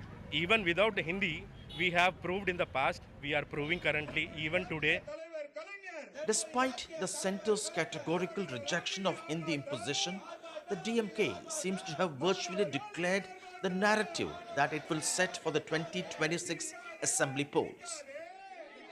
Even as the NEP confrontation plays out, Chief Minister M.K. Stalin declared another attack on the centre over delimitation of parliamentary seats.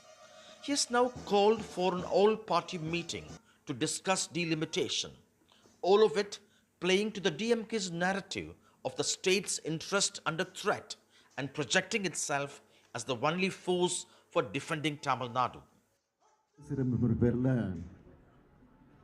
தென்னிந்தியாவுடைய தலைக்கு மேலே ஒரு கத்தியை தொங்கிக்கிட்டு இருக்கு. இப்போ இதனால் தமிழ்நாட்டுடைய குரல் நசுக்கப்படுது. இது வெறும் உறுப்பினுடைய எண்ணிக்கையை பற்றி கவலை மட்டும் இல்லை, நம் மாநிலத்துடைய உரிமையை சார்ந்தது என்பதை நாம் மறந்துடக்கூடாது. The BJP has been keenly defending itself against the DMK's offensive. It even launched a signature campaign. But it faces trouble within its own ranks, as a party leader, Ranjani Nachyar, quit the Tamil Nadu BJP, protesting language imposition. From northern India, our sisters and brothers are traveling. So it is railway station. Railway is connecting all the states from north to south. What authority you have to erase that Hindi words? Call it Hindi imposition or a fixed mindset. The heated exchange over language brings back memories of the anti-Hindi agitation in the 60s. Politically, with elections due next year, the ruling DMK is upbeat that this would bring political dividends. But the BJP, that has a negligible presence in the state, could run the risk of further isolating itself because of its tough stance, be it need, disaster relief, or now language. In Chennai with Suresh, Sam Daniel, NDTV. Now, the rescue operation to trace 8 people trapped inside the 14-kilometer Sri Sailam left bank canal tunnel is getting complex every day, with new challenges being thrown by the rapidly changing conditions inside and posing risk to the rescue personnel too. The tunnel around the collapse spot had become unstable and the seepage of water was assessed to be around 3,000 litres to 5,000 litres per minute. which is huge, and it was hampering the rescue operation as the silt coupled with oozing of water was making the task very difficult for the personnel of the rescue teams. Two more agencies, the Border Road Organization and CSIR National Geophysical Research Institute, would join the rescue operation from Wednesday.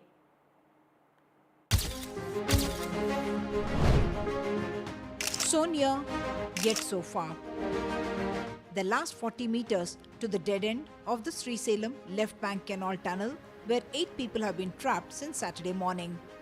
The big worry is that experts have advised against any intensive excavation, as they fear that could create geographical instability, putting the lives of rescue workers at risk. Already, the volume of mud is said to be increasing. We have sent a team consisting of NDRF, SDRF, the persons who worked in Silkyara incident, rat miners and other people. The last 40-meter stretch is full of sludge, around 4-5 meters. The team has taken additional equipment, like trying to locate and communicate the persons who are stuck inside. There is now a proposal to send the Indian naval clearance divers into the tunnel to see if they can negotiate the mountains of muddy sludge.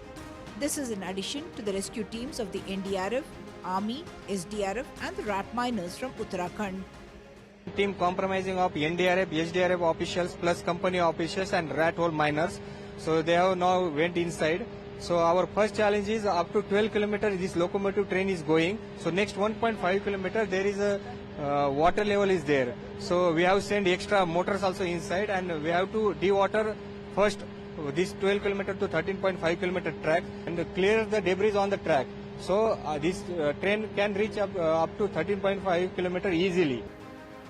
An estimated 3,200 liters of water seeping into the tunnel every minute is being continuously dewatered. There has been no contact with the 8 people trapped. That includes 4 labourers from Jharkhand, 2 engineers and 2 operators from Uttar Pradesh, Jammu Kashmir and Punjab. Private agencies, national agencies, tunnel experts, those who are involved with disaster response, engineers, all of them are working together. In fact, 9 agencies are working with a unified command. The disaster response Special Chief Secretary Arvind Kumar is getting the inputs and hourly updates are being given to the Chief Minister as well, but they would need to take a call on what happens because there has been no contact at all with the 8 people who were trapped on Saturday morning. With camera person Nagraju, Uma Sudhir, NDTV. Prime Minister Narendra Modi called upon industry captains to help the centre turn Assam into a shining example of investment possibilities in the global south at the Advantage Assam Infrastructure and Investment Summit, which he inaugurated in Guwahati earlier today in the presence of several union ministers, industrialists, 61 heads of mission and ambassadors from different countries. My colleague Ratnadeep Chaudhary reports.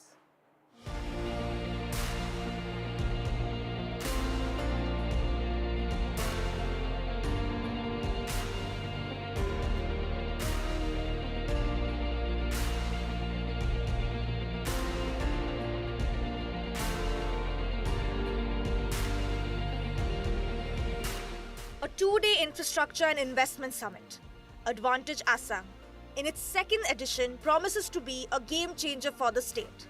The biggest business summit in the Northeast was inaugurated by Prime Minister Narendra Modi. Assam आज south east Asia और भारत के बीच का gateway बनकर उभर रहा है।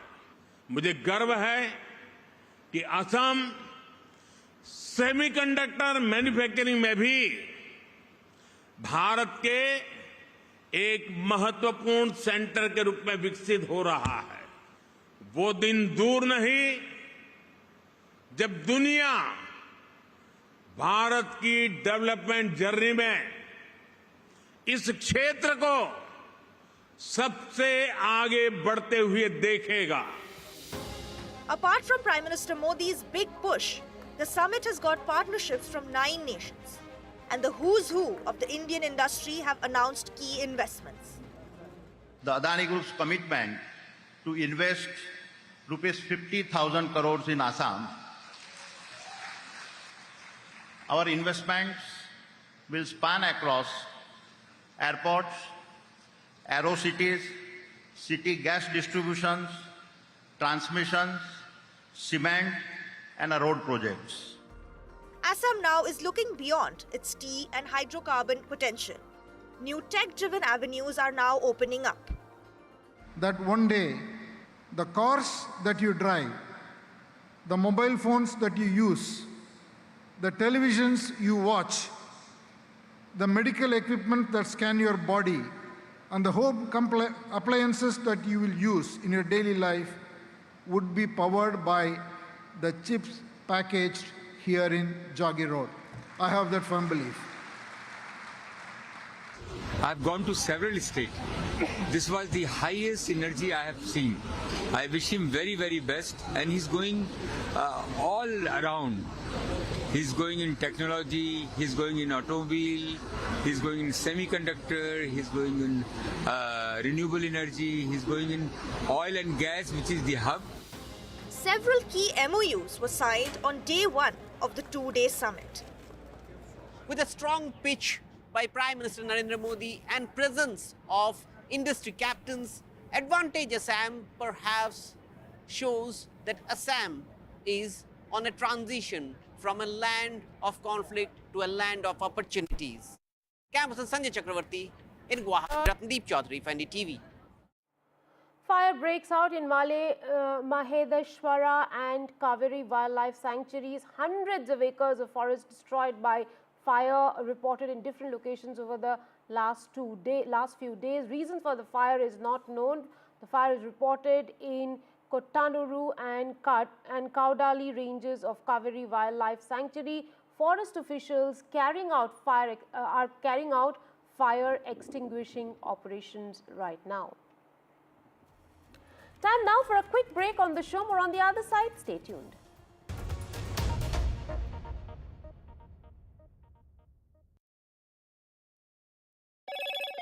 Hello, Moto.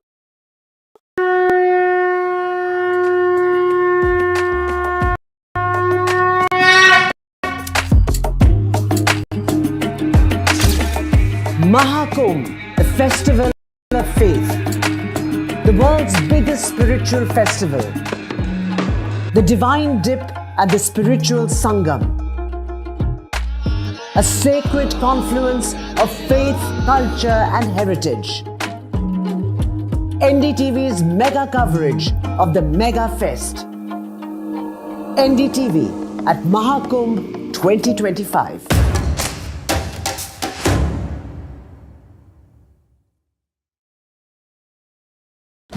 कुछ camera और माइक लेके सोसाइटी को एक नया शेप देते हैं, जैसे आपका सबसे भरोसेमंद NDTV। और कुछ कैमरा और माइक लेके सपनों को नया शेप देते हैं, जैसे हम सुपर बॉयज ऑफ मालेगांव। अरे कुछ मुकम्मल बना सकते यार हम लोग, जो हमारा अपना हो। कौन सी पिक्चर बना रहे हो? मालेगांव के शोले। तो जितने भरोसे से आप NDTV देखते हैं, उतने ही प्यार से देखो हमारी movie super boys of Malegaon अपने करीबी थिएटर्स में 28 फरवरी से। और मूवी की सारी खबरें NDTV वेबसाइट और ऐप पे।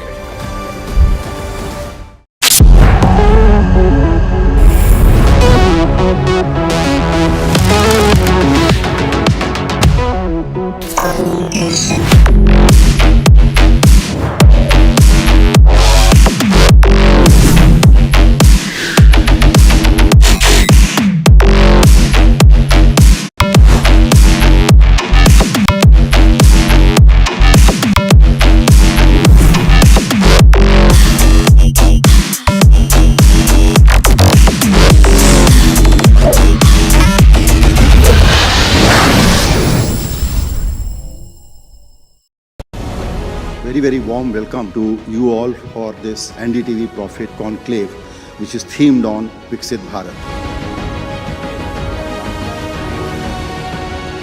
American president talks about making America great again, and when Prime Minister Modi talks about Viksit Bharat, in a way he's talking about making India great again. India needs to diversify its sources of capital. Deployment of the grassroots level will be done by manufacturing. You can't truly become a developed nation unless we take every segment of the society in our economic development journey. This is also another element of blueprint for Viksit Bharat. The NDTV Prophet Conclave 2025, the blueprint for Viksit Bharat. only on the NDTV network. In today's interconnected world, India's voice is more crucial than ever. When India speaks, the world listens. At NDTV World, we are that voice, bringing you intelligent and insightful news from India and beyond. From geopolitics and diplomacy to economic shifts, migrations, tech disruptions, and the stories of our diaspora. We cover the news that shapes our global future. NDTV World, your new home for global news is here.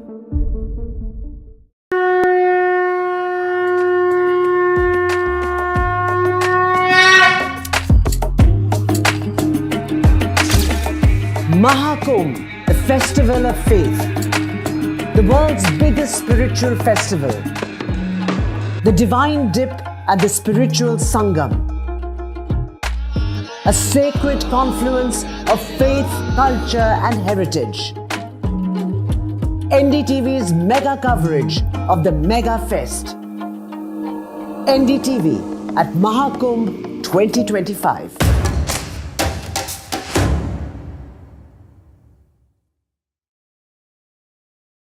I've been reporting on all issues, big and small, from Andhra Pradesh, Telangana, rest of South India, bringing you all the action, all that you need to know, all that you want to know. The energy of Maximum City is infectious. I bring in that energy in our news coverage from financial capital Mumbai. Covering from the southernmost part of India over the last 23 years, I bring in-depth and 360-degree coverage from the Dravidian heartland. The land of Mishti is also known for its bitter politics. I have seen much water flow under the Howrah Bridge, covering Bengal in all its vivid colors.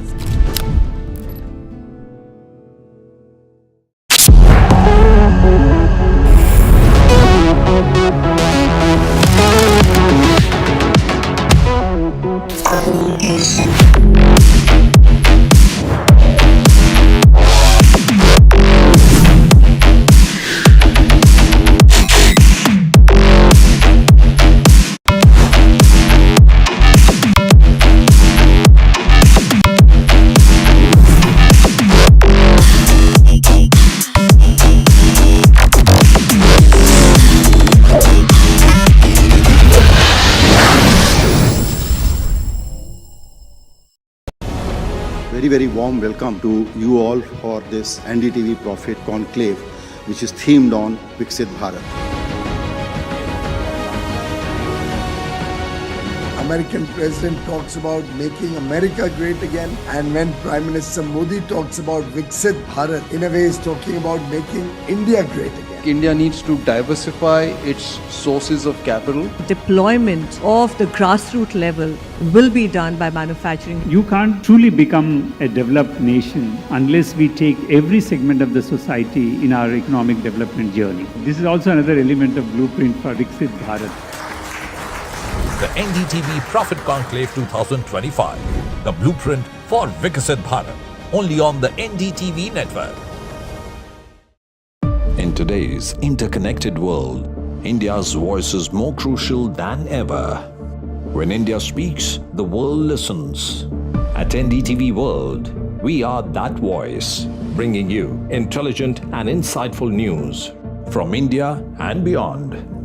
From geopolitics and diplomacy to economic shifts, migrations, tech disruptions, and the stories of our diaspora. We cover the news that shapes our global future. NDTV World, your new home for global news is here.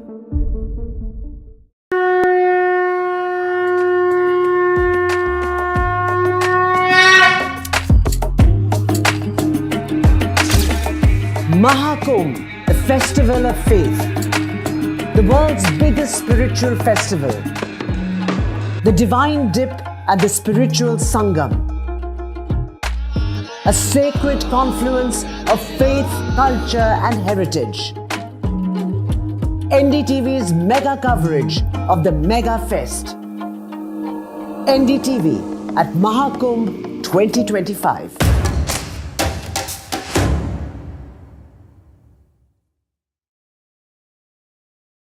have been reporting on all issues, big and small, from Andhra.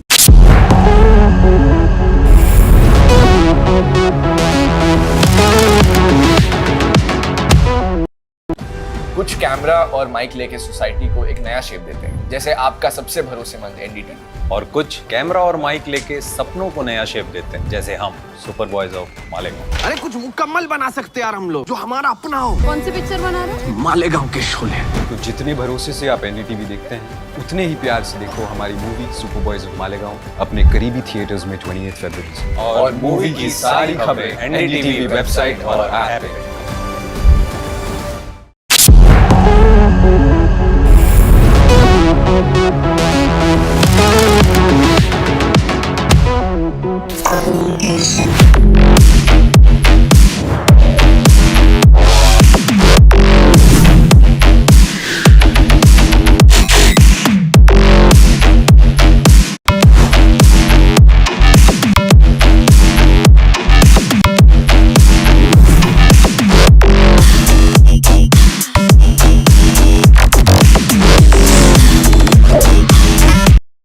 Of pilgrims to the holy waters of Prayagraj, and the final bath will take place on Wednesday. There's a big rush of devotees eager to take a holy dip, with officials saying that all arrangements are in place for the surging crowd. Let's take a look at this exclusive interview by my colleague Vasudha Venugopal from Prayagraj. Joining me now is Sadhvi Bhagavati Saraswati, who is associated with the Parmarth Niketan Ashram, and she is somebody who has had a very transformative journey when it comes to Mahakumbh and India. Let's listen in from her in her own words as to what Mahakumbh means to her. Ma'am, what does Mahakumbh mean when it comes to you, your own personal experiences, and why is Shivratri so important in the context of Mahakumbh? Mahakumbh is an opportunity not only of a lifetime, but an opportunity of so many lifetimes. 144 years ke baad this opportunity has been given to us. We know on a deep spiritual level that we are one with the divine. Our scriptures teach it, our sages, our saints, our gurus remind us, Aham Brahmasmi, Tattvam Asi. These are core teachings of our Dharma. But it's very difficult to remember that. It's very difficult to live like that. We are living in Kali Yuga. We forget. We get swept away by ignorance, by desire, by fear, by Maya, by attachment. And the Mahakumbh is the time in which all of the planets, all of this energy of the cosmos comes together for our awakening, for our enlightenment, for our freedom. Your own transformative journey, because you're somebody who was born Jew. Yes, I was. But you converted and you found, in some ways this has also transformed you as a person, and you've also made this your home. So tell us a little bit about that. Sure. So my yatra, my journey, has really been from Hollywood to the Himalayas. I come from Los Angeles, from Hollywood. I don't have any blood that is Indian. I come from a American family.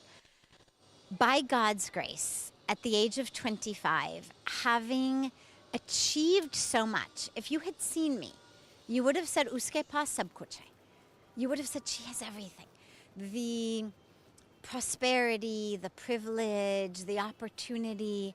I graduated from Stanford University. I was in the midst of doing a PhD in child psychology, pediatric neuropsychology. I had really all of that we're told you need to be happy. But those things don't actually bring us happiness. I came to India with a backpack on what I thought was just a short vacation from my PhD program. Came to Rishikesh, stood on the banks of Mother Ganga, a river I didn't even know was holy.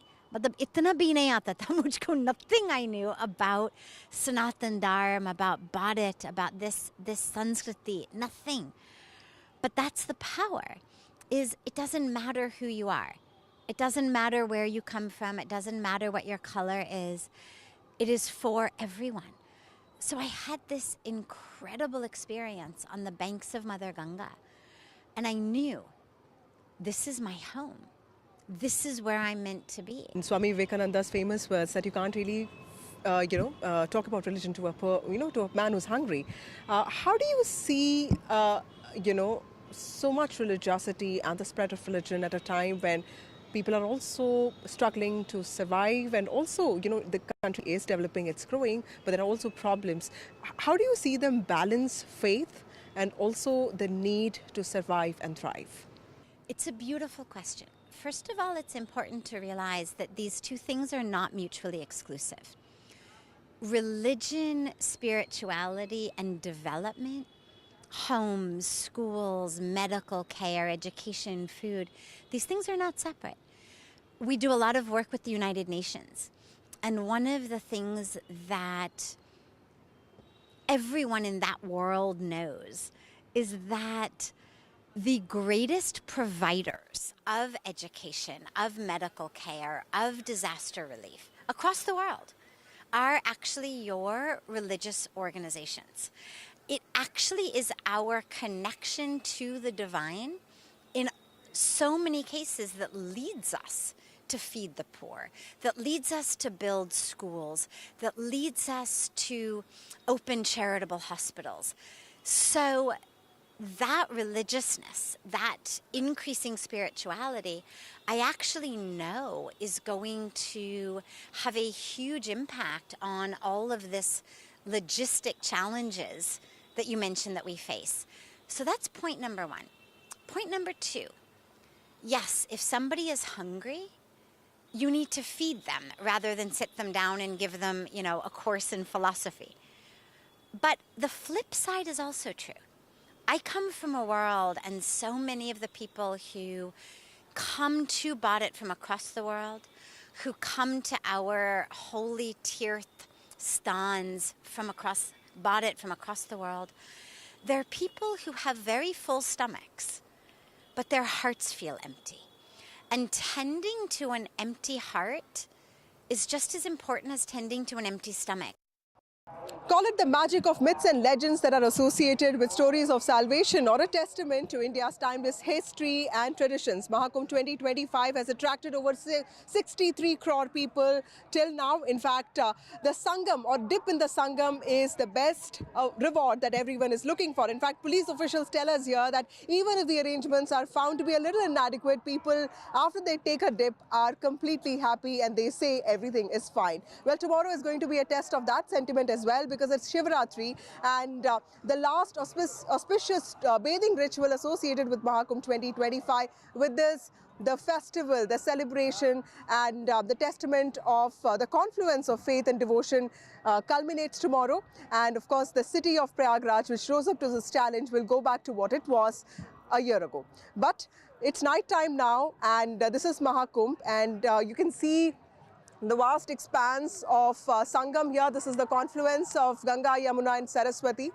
Saraswati, the mythical river which has been part of our memory and our scriptures. And there's also Ganga and Yamuna. You can see the air ambulances there, and of course the water ambulances there. And those lights also depict the rising importance and influence of Prayagraj when it comes to Mahakumbh. This is also the time when Prayagraj as a city has played a very important role in organizing this confluence, this mega festival, this 45-day festival, which is going to culminate with Shivratri tomorrow. Also, while people have gone off to sleep, in fact, many of them here have gone off to sleep now, waiting for tomorrow to dawn. There are also families that are waiting to take a dip.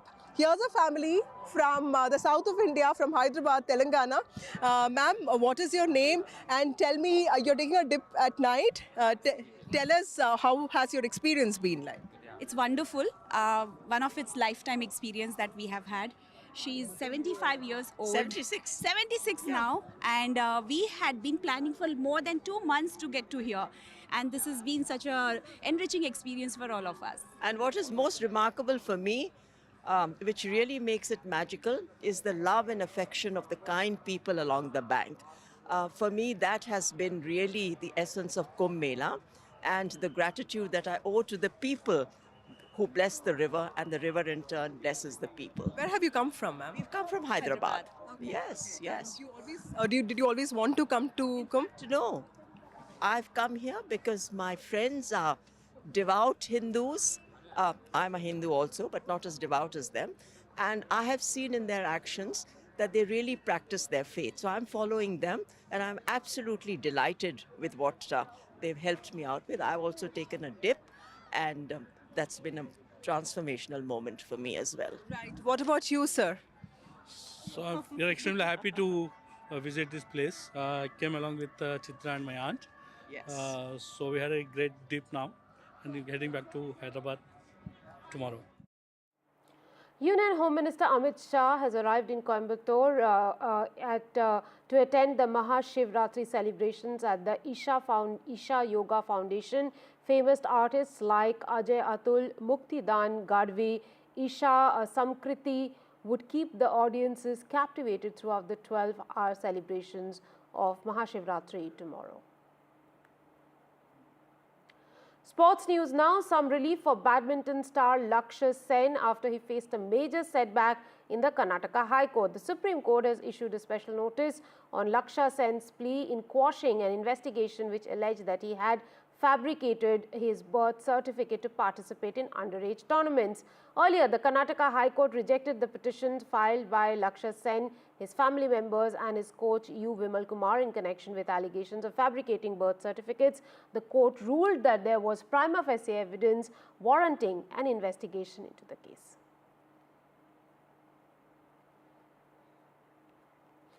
A top White House official has proposed expelling Canada from the Five Eyes intelligence sharing network as Donald Trump increases pressure on the country. He talks about turning into the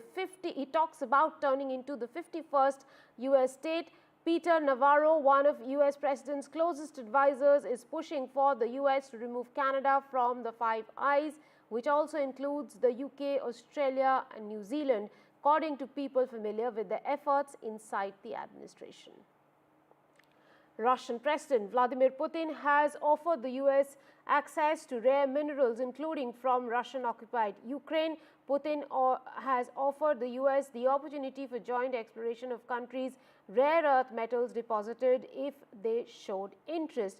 Putin said Russia has significantly more resources of this kind than Ukraine in his outline of a future economic deal between the two countries. Earlier, Trump told reporters in Washington that major economic development transactions with Russia would take place.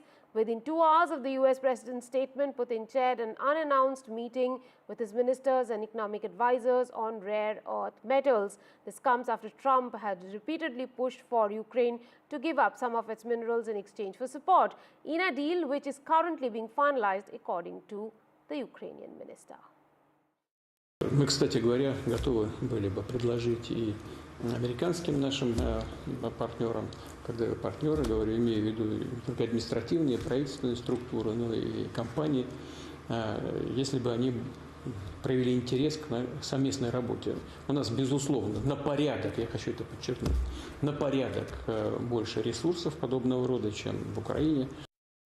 The estimated cost to rebuild Ukraine's economy after Russia's invasion has risen to $524 billion, nearly 3 times its expected 2024 economic output. The World Bank, the United Nations, European Commission and the Ukrainian government found. A new study by the institutions included the data from Russian invasion 3 years ago through December 31, including a 70% increase in damages to Ukraine's energy infrastructure from Russian attacks. It shows an increase of over 7% from the last estimate of $486 billion 1 year ago, with housing, transport, energy, commerce and education being the most affected sectors. UK's Keir Starmer has committed to raising defence spending to 2.5% of gross domestic product by 2027, saying that Europe is in a new era of insecurity. The UK will increase defence spending to 2.5% of GDP by 2027. That's all we have in this bulletin. Thanks for watching.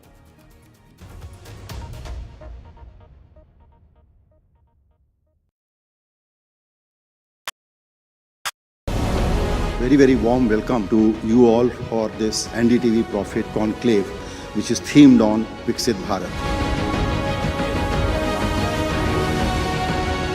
American president talks about making America great again, and when Prime Minister Modi talks about Viksit Bharat, in a way is talking about making India great again. India needs to diversify its sources of capital. Deployment of the grassroots level will be done by manufacturing. You can't truly become a developed nation unless we take every segment of the society in our economic development journey. This is also another element of blueprint for Viksit Bharat. The NDTV Prophet Conclave 2025, the blueprint for Viksit Bharat, only on the NDTV network. कुछ camera और mic लेके society को एक नया shape देते हैं, जैसे आपका सबसे भरोसेमंद एनडीटीवी। और कुछ कैमरा और माइक लेके सपनों को नया शेप देते हैं, जैसे हम सुपर बॉयज ऑफ मालेगांव। अरे कुछ मुकम्मल बना सकते यार हम लोग, जो हमारा अपना हो। कौन सी पिक्चर बना रहे हैं? मालेगांव के शोले। तो जितने भरोसे से आप एनडीटीवी देखते हैं, उतने ही प्यार से देखो हमारी movie super boys of Malegaon अपने करीबी थिएटर्स में 28 फरवरी से। और मूवी की सारी खबरें एनडीटीवी वेबसाइट और ऐप पे। In today's interconnected world, India's voice is more crucial than ever. When India speaks, the world listens. At NDTV World, we are that voice, bringing you intelligent and insightful news from India and beyond. From geopolitics and diplomacy to economic shifts, migrations, tech disruptions, and the stories of our diaspora. We cover the news that shapes our global future. NDTV World, your new home for global news is here.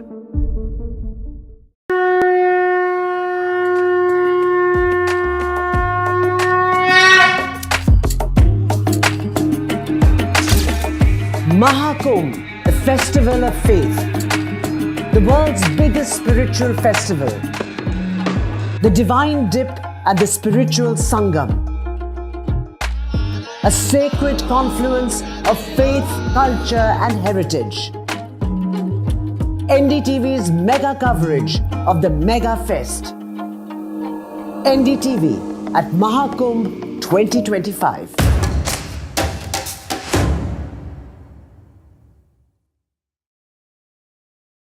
I've been reporting on all issues, big and small, from Andhra Pradesh, Telangana, rest of South India, bringing you all the action, all that you need to know, all that you want to know. The energy of Maximum City is infectious. I bring in that energy in our news coverage from financial capital Mumbai. Covering from the southernmost part of India over the last 23 years, I bring in-depth and 360-degree coverage from the Dravidian heartland. The land of Mishti is also known for its bitter politics. I have seen much water flow under the Howrah Bridge, covering Bengal in all its vivid colors.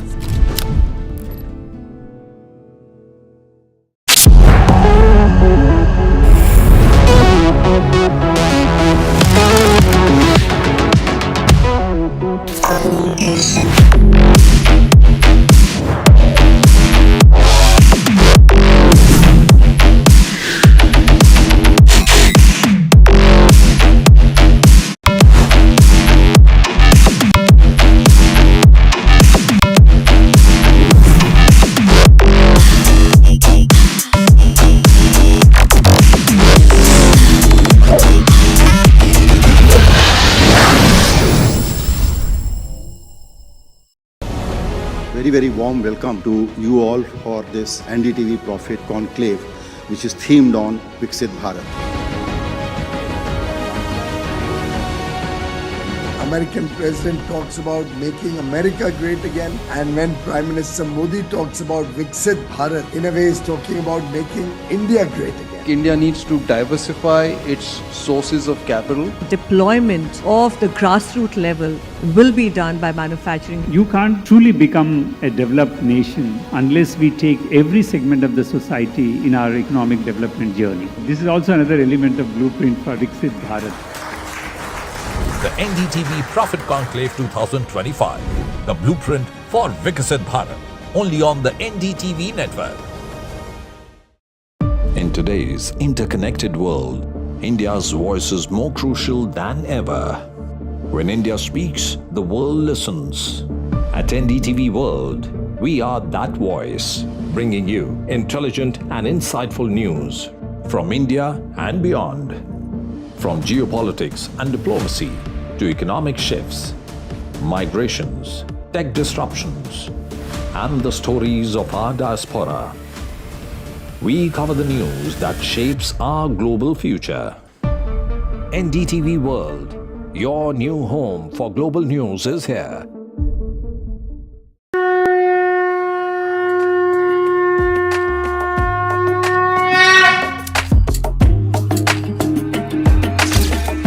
Mahakumbh, a festival of faith. The world's biggest spiritual festival. The divine dip at the spiritual Sangam. A sacred confluence of faith, culture and heritage. NDTV's mega coverage of the Mega Fest.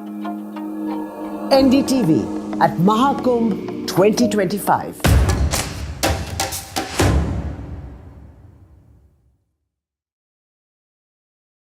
I've been reporting on all issues, big and small, from Andhra Pradesh, Telangana, rest of South India, bringing you all the action, all that you need to know, all that you want to know. The energy of Maximum City is infectious. I bring in that energy in our news coverage from financial capital Mumbai. Covering from the southernmost part of India over the last 23 years, I bring in-depth and 360-degree coverage from the Dravidian heartland. The land of Mishti is also known for its bitter politics. I have seen much water flow under the Howrah Bridge, covering Bengal in all its vivid colors.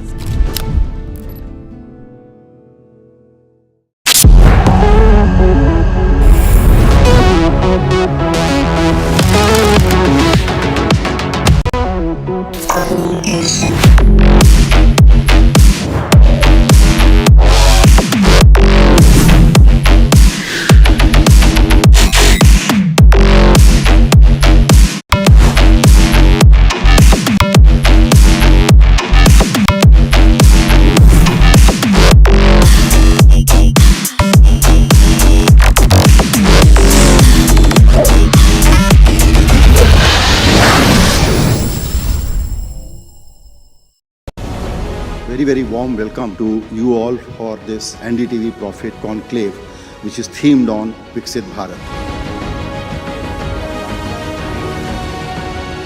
American president talks about making America great again, and when Prime Minister Modi talks about Viksit Bharat, in a way is talking about making India great again. India needs to diversify its sources of capital. Deployment of the grassroots level will be done by manufacturing. You can't truly become a developed nation unless we take every segment of the society in our economic development journey. This is also another element of blueprint for the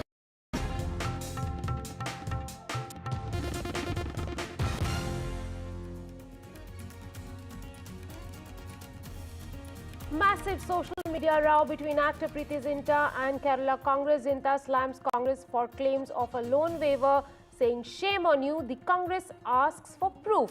Police sources say no probe is underway.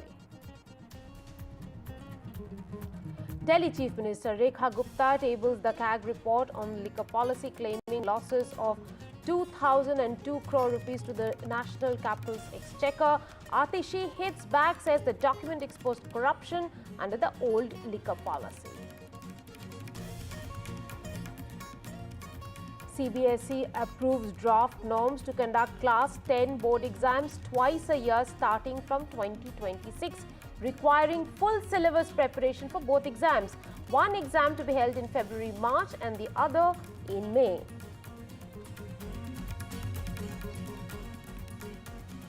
It's a new flashpoint between Tamil Nadu and the centre. Chief Minister Stalin calls for an all-party meeting on delimitation, saying it's a sword hanging over the southern states as their voices will be stifled.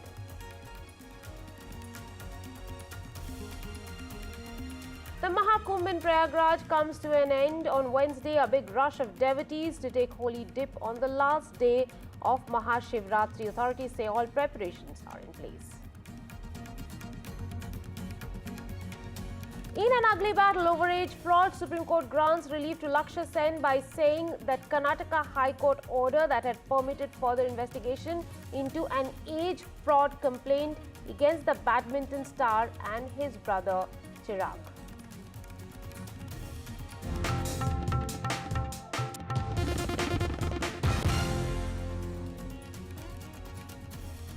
Hello and welcome to News at this hour. I'm your host Rika Roy.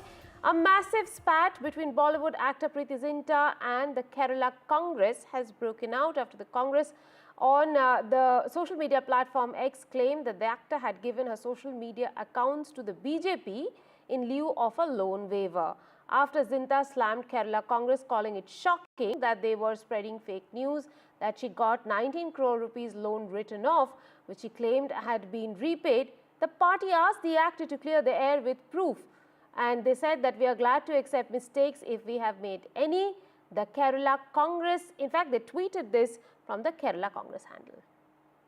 War of words intensifying between Kerala Congress and actor Preeti Zinta. Big allegations by Kerala Congress based on online news report that the actor's loan was waived off by crisis-hit New India Cooperative Bank because the social media accounts were managed by the BJP. These are the allegations indicating that she has support from the ruling party. Preeti Zinta, of course, rubbishing these allegations, slamming the Congress, saying the party is simply peddling lies and misinformation, and that she has paid off all her loans 10 years back to the bank, and that her social media accounts are managed by her. Congress party standing by its claims, asking Preeti Zinta to furnish proof of closing the loan.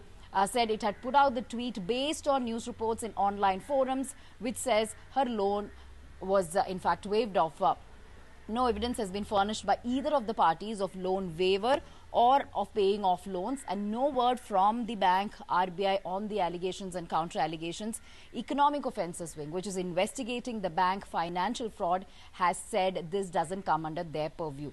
New India Cooperative Bank is under scrutiny and probe after its senior officials were accused of misappropriating rupees 122 crore from bank's safe over a period of time. Multiple people have been arrested.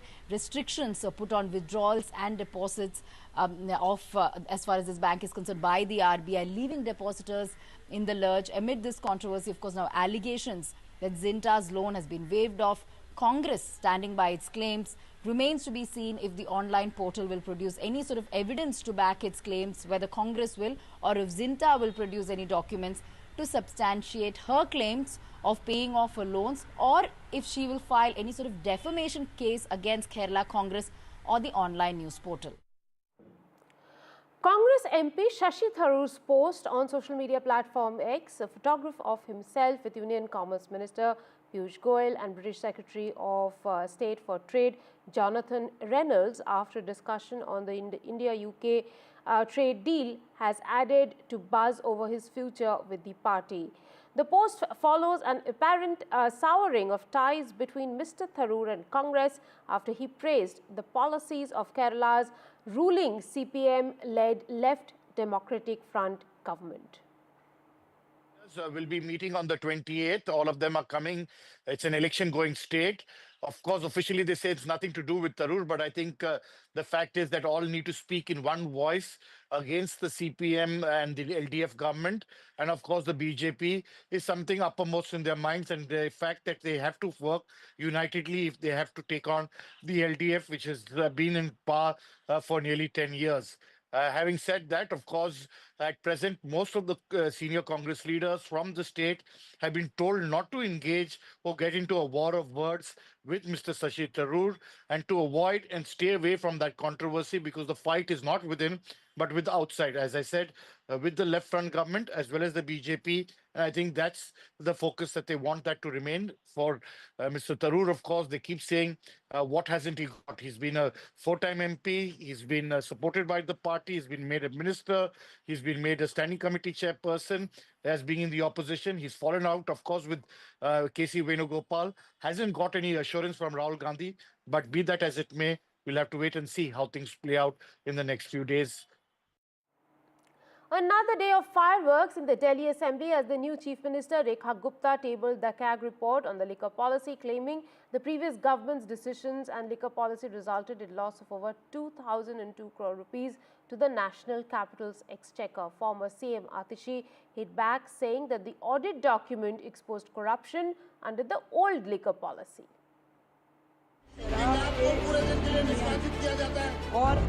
Protests, slogans and corruption charges. Another dramatic day in the Delhi Assembly.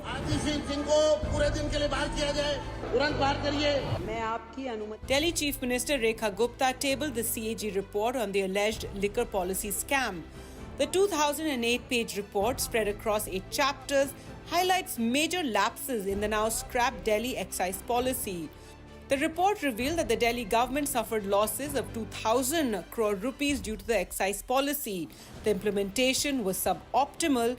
The transport costs were not enough to justify the significant increase in distributor margin. That quality checking labs were not in place. The report also says that government shops did not stock Delhi's highest selling whiskey brands, thereby driving revenue to private dealers. आम आदमी party की सरकार ने बार-बार कहा कि old excise policy से दिल्ली के सरकारी खजाने को, एक्सचेकर को लॉस हो रहा है। सीएजी की रिपोर्ट ने इस बात को साबित कर दिया है कि आम आदमी पार्टी की सरकार ने ओल्ड एक्साइज पॉलिसी को हटाकर सही फैसला लिया। आज कैग रिपोर्ट में आप पढ़ेंगे, कैग रिपोर्ट में क्या कहा गया। उसमें बताया गया कि किस तरह से अरविंद केजरीवाल जी के मंत्रियों ने इस पॉलिसी को, जो कंप्लेंट आई थी, उसको दरकिनार करते हुए इस पॉलिसी को बनाने का काम किया। कैग रिपोर्ट में यह भी सामने आया कि लगभग 4,004 करोड़ रुपया, लगभग 4,004 करोड़ रुपए का लॉस हुआ है रेवेन्यू को अरविंद केजरीवाल जी के इस अपने दोस्तों को शराब काम देने से। The AAP benches were nearly empty as the CAG report was tabled. 21 AAP MLAs, including leader of opposition Atishi, was suspended for 3 days for raising slogans during the Lieutenant Governor VK Saksena's address. Atishi accused the BJP of disrespecting B.R. Ambedkar and Bhagat Singh, claiming their portraits were removed from the Chief Minister's office. After they were marshalled out of the assembly, the 21 MLAs staged a protest inside the assembly complex, holding Ambedkar's portraits and chanting slogans.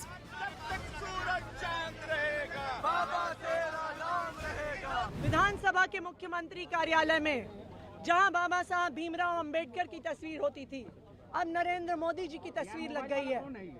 Delhi सरकार के मंत्रियों के कार्यालय में जहां बाबा साहब भीमराव अंबेडकर की तस्वीर होती थी, वहां पर नरेंद्र मोदी जी की तस्वीर लग गई है।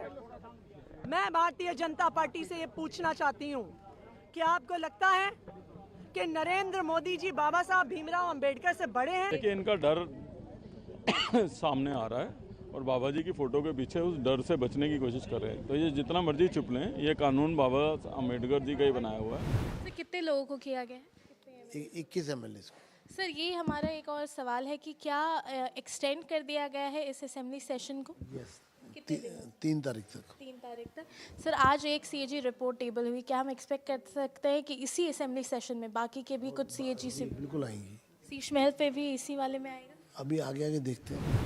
With the assembly session extended by 2 more days, the BJP government is set to table more CAG reports. But with 21 out of 22 AAP MLAs already suspended till Friday, the lone Aam Aadmi Party MLA Amanatullah Khan faces an uphill battle in the assembly. Thus, the bigger question remains that will the rest 13 CAG reports further damage the already crushed up, or will the Aam Aadmi Party be able to counter the BJP's relentless attack? Now, with Malvika Murli and camera person SP Dwivedi, this is Ishka Verma for NDTV. The Central Board of Secondary Education is planning to conduct 2 board exams for Class 10 from 2026 academic year. As per news, the board approved draft norms for conducting Class 10 board exams twice a year from 2026. The draft norms will now be put in public domain and the stakeholders can submit their feedback till 9th of March, following which the policy will be published. According to the official release, the biannual exams will begin in 2026 with the first scheduled from February 17th to March 6th, and the second phase will be conducted from 5th May to 20th May. Students will have to prepare for the full syllabus in both the examinations, which means that, it doesn't really make any sort of change. Rather, it kind of increases the burden on the students because they'll have to prepare the full syllabus and appear for the examinations twice. So it's like sitting for both the full syllabus 2 times a year. And further, the draft norms have also stated that though the examination will be held twice a year, practical or internal assessment will be done once a year. The centers allotted for both the exams will be the same, and the fees for the exam will also be enhanced. This is also what the draft norms say, and as you've already mentioned, that these draft norms will now be put out in public domain so that all the stakeholders, be the students, teachers, school principals, can submit their feedback about these draft norms until March 9th. Supreme Court refused to quash criminal proceedings against Union Minister for Heavy Industries and Steel H.D. Kumaraswamy in a land denotification case from his tenure as Chief Minister of Karnataka. Supreme Court found no merit in his plea seeking immunity under the 2018 Amendment to the Prevention of Corruption Act 1988 and cleared the way for trial to proceed. Supreme Court today, in fact, refused to quash the criminal proceedings against the Union Minister, and the Supreme Court said that finding no merit in his petition seeking immunity, citing the previous 2018 amendment that was made to the Prevention of Corruption Act, the Supreme Court has paved way for his trial to proceed. Earlier, he had moved Karnataka High Court also seeking a quashing of this case. However, the Karnataka High Court also at that time had refused to interfere in this proceedings, refusing any relief to him, following which he had moved the top court. Now, the top court has today also refused any relief and has said that there should be an investigation as to why there was a sudden denotification. The bench of Justice Pankaj Datta, in fact, remarked that there has to be an investigation about it. There might not be a particular intention behind it, but there has to be an investigation as why there was a sudden denotification at that time. Amid the language row between the centre and Tamil Nadu, now a new flashpoint. Tamil Nadu Chief Minister M.K. Stalin has called for an all-party meeting over the delimitation issue, claiming that the number of parliamentary seats in the south will be reduced in the delimitation exercise, thereby stifling the voice of the south. Meanwhile, a setback to the BJP in the state after party leader Ranjan Nachyar quit, protesting language imposition. The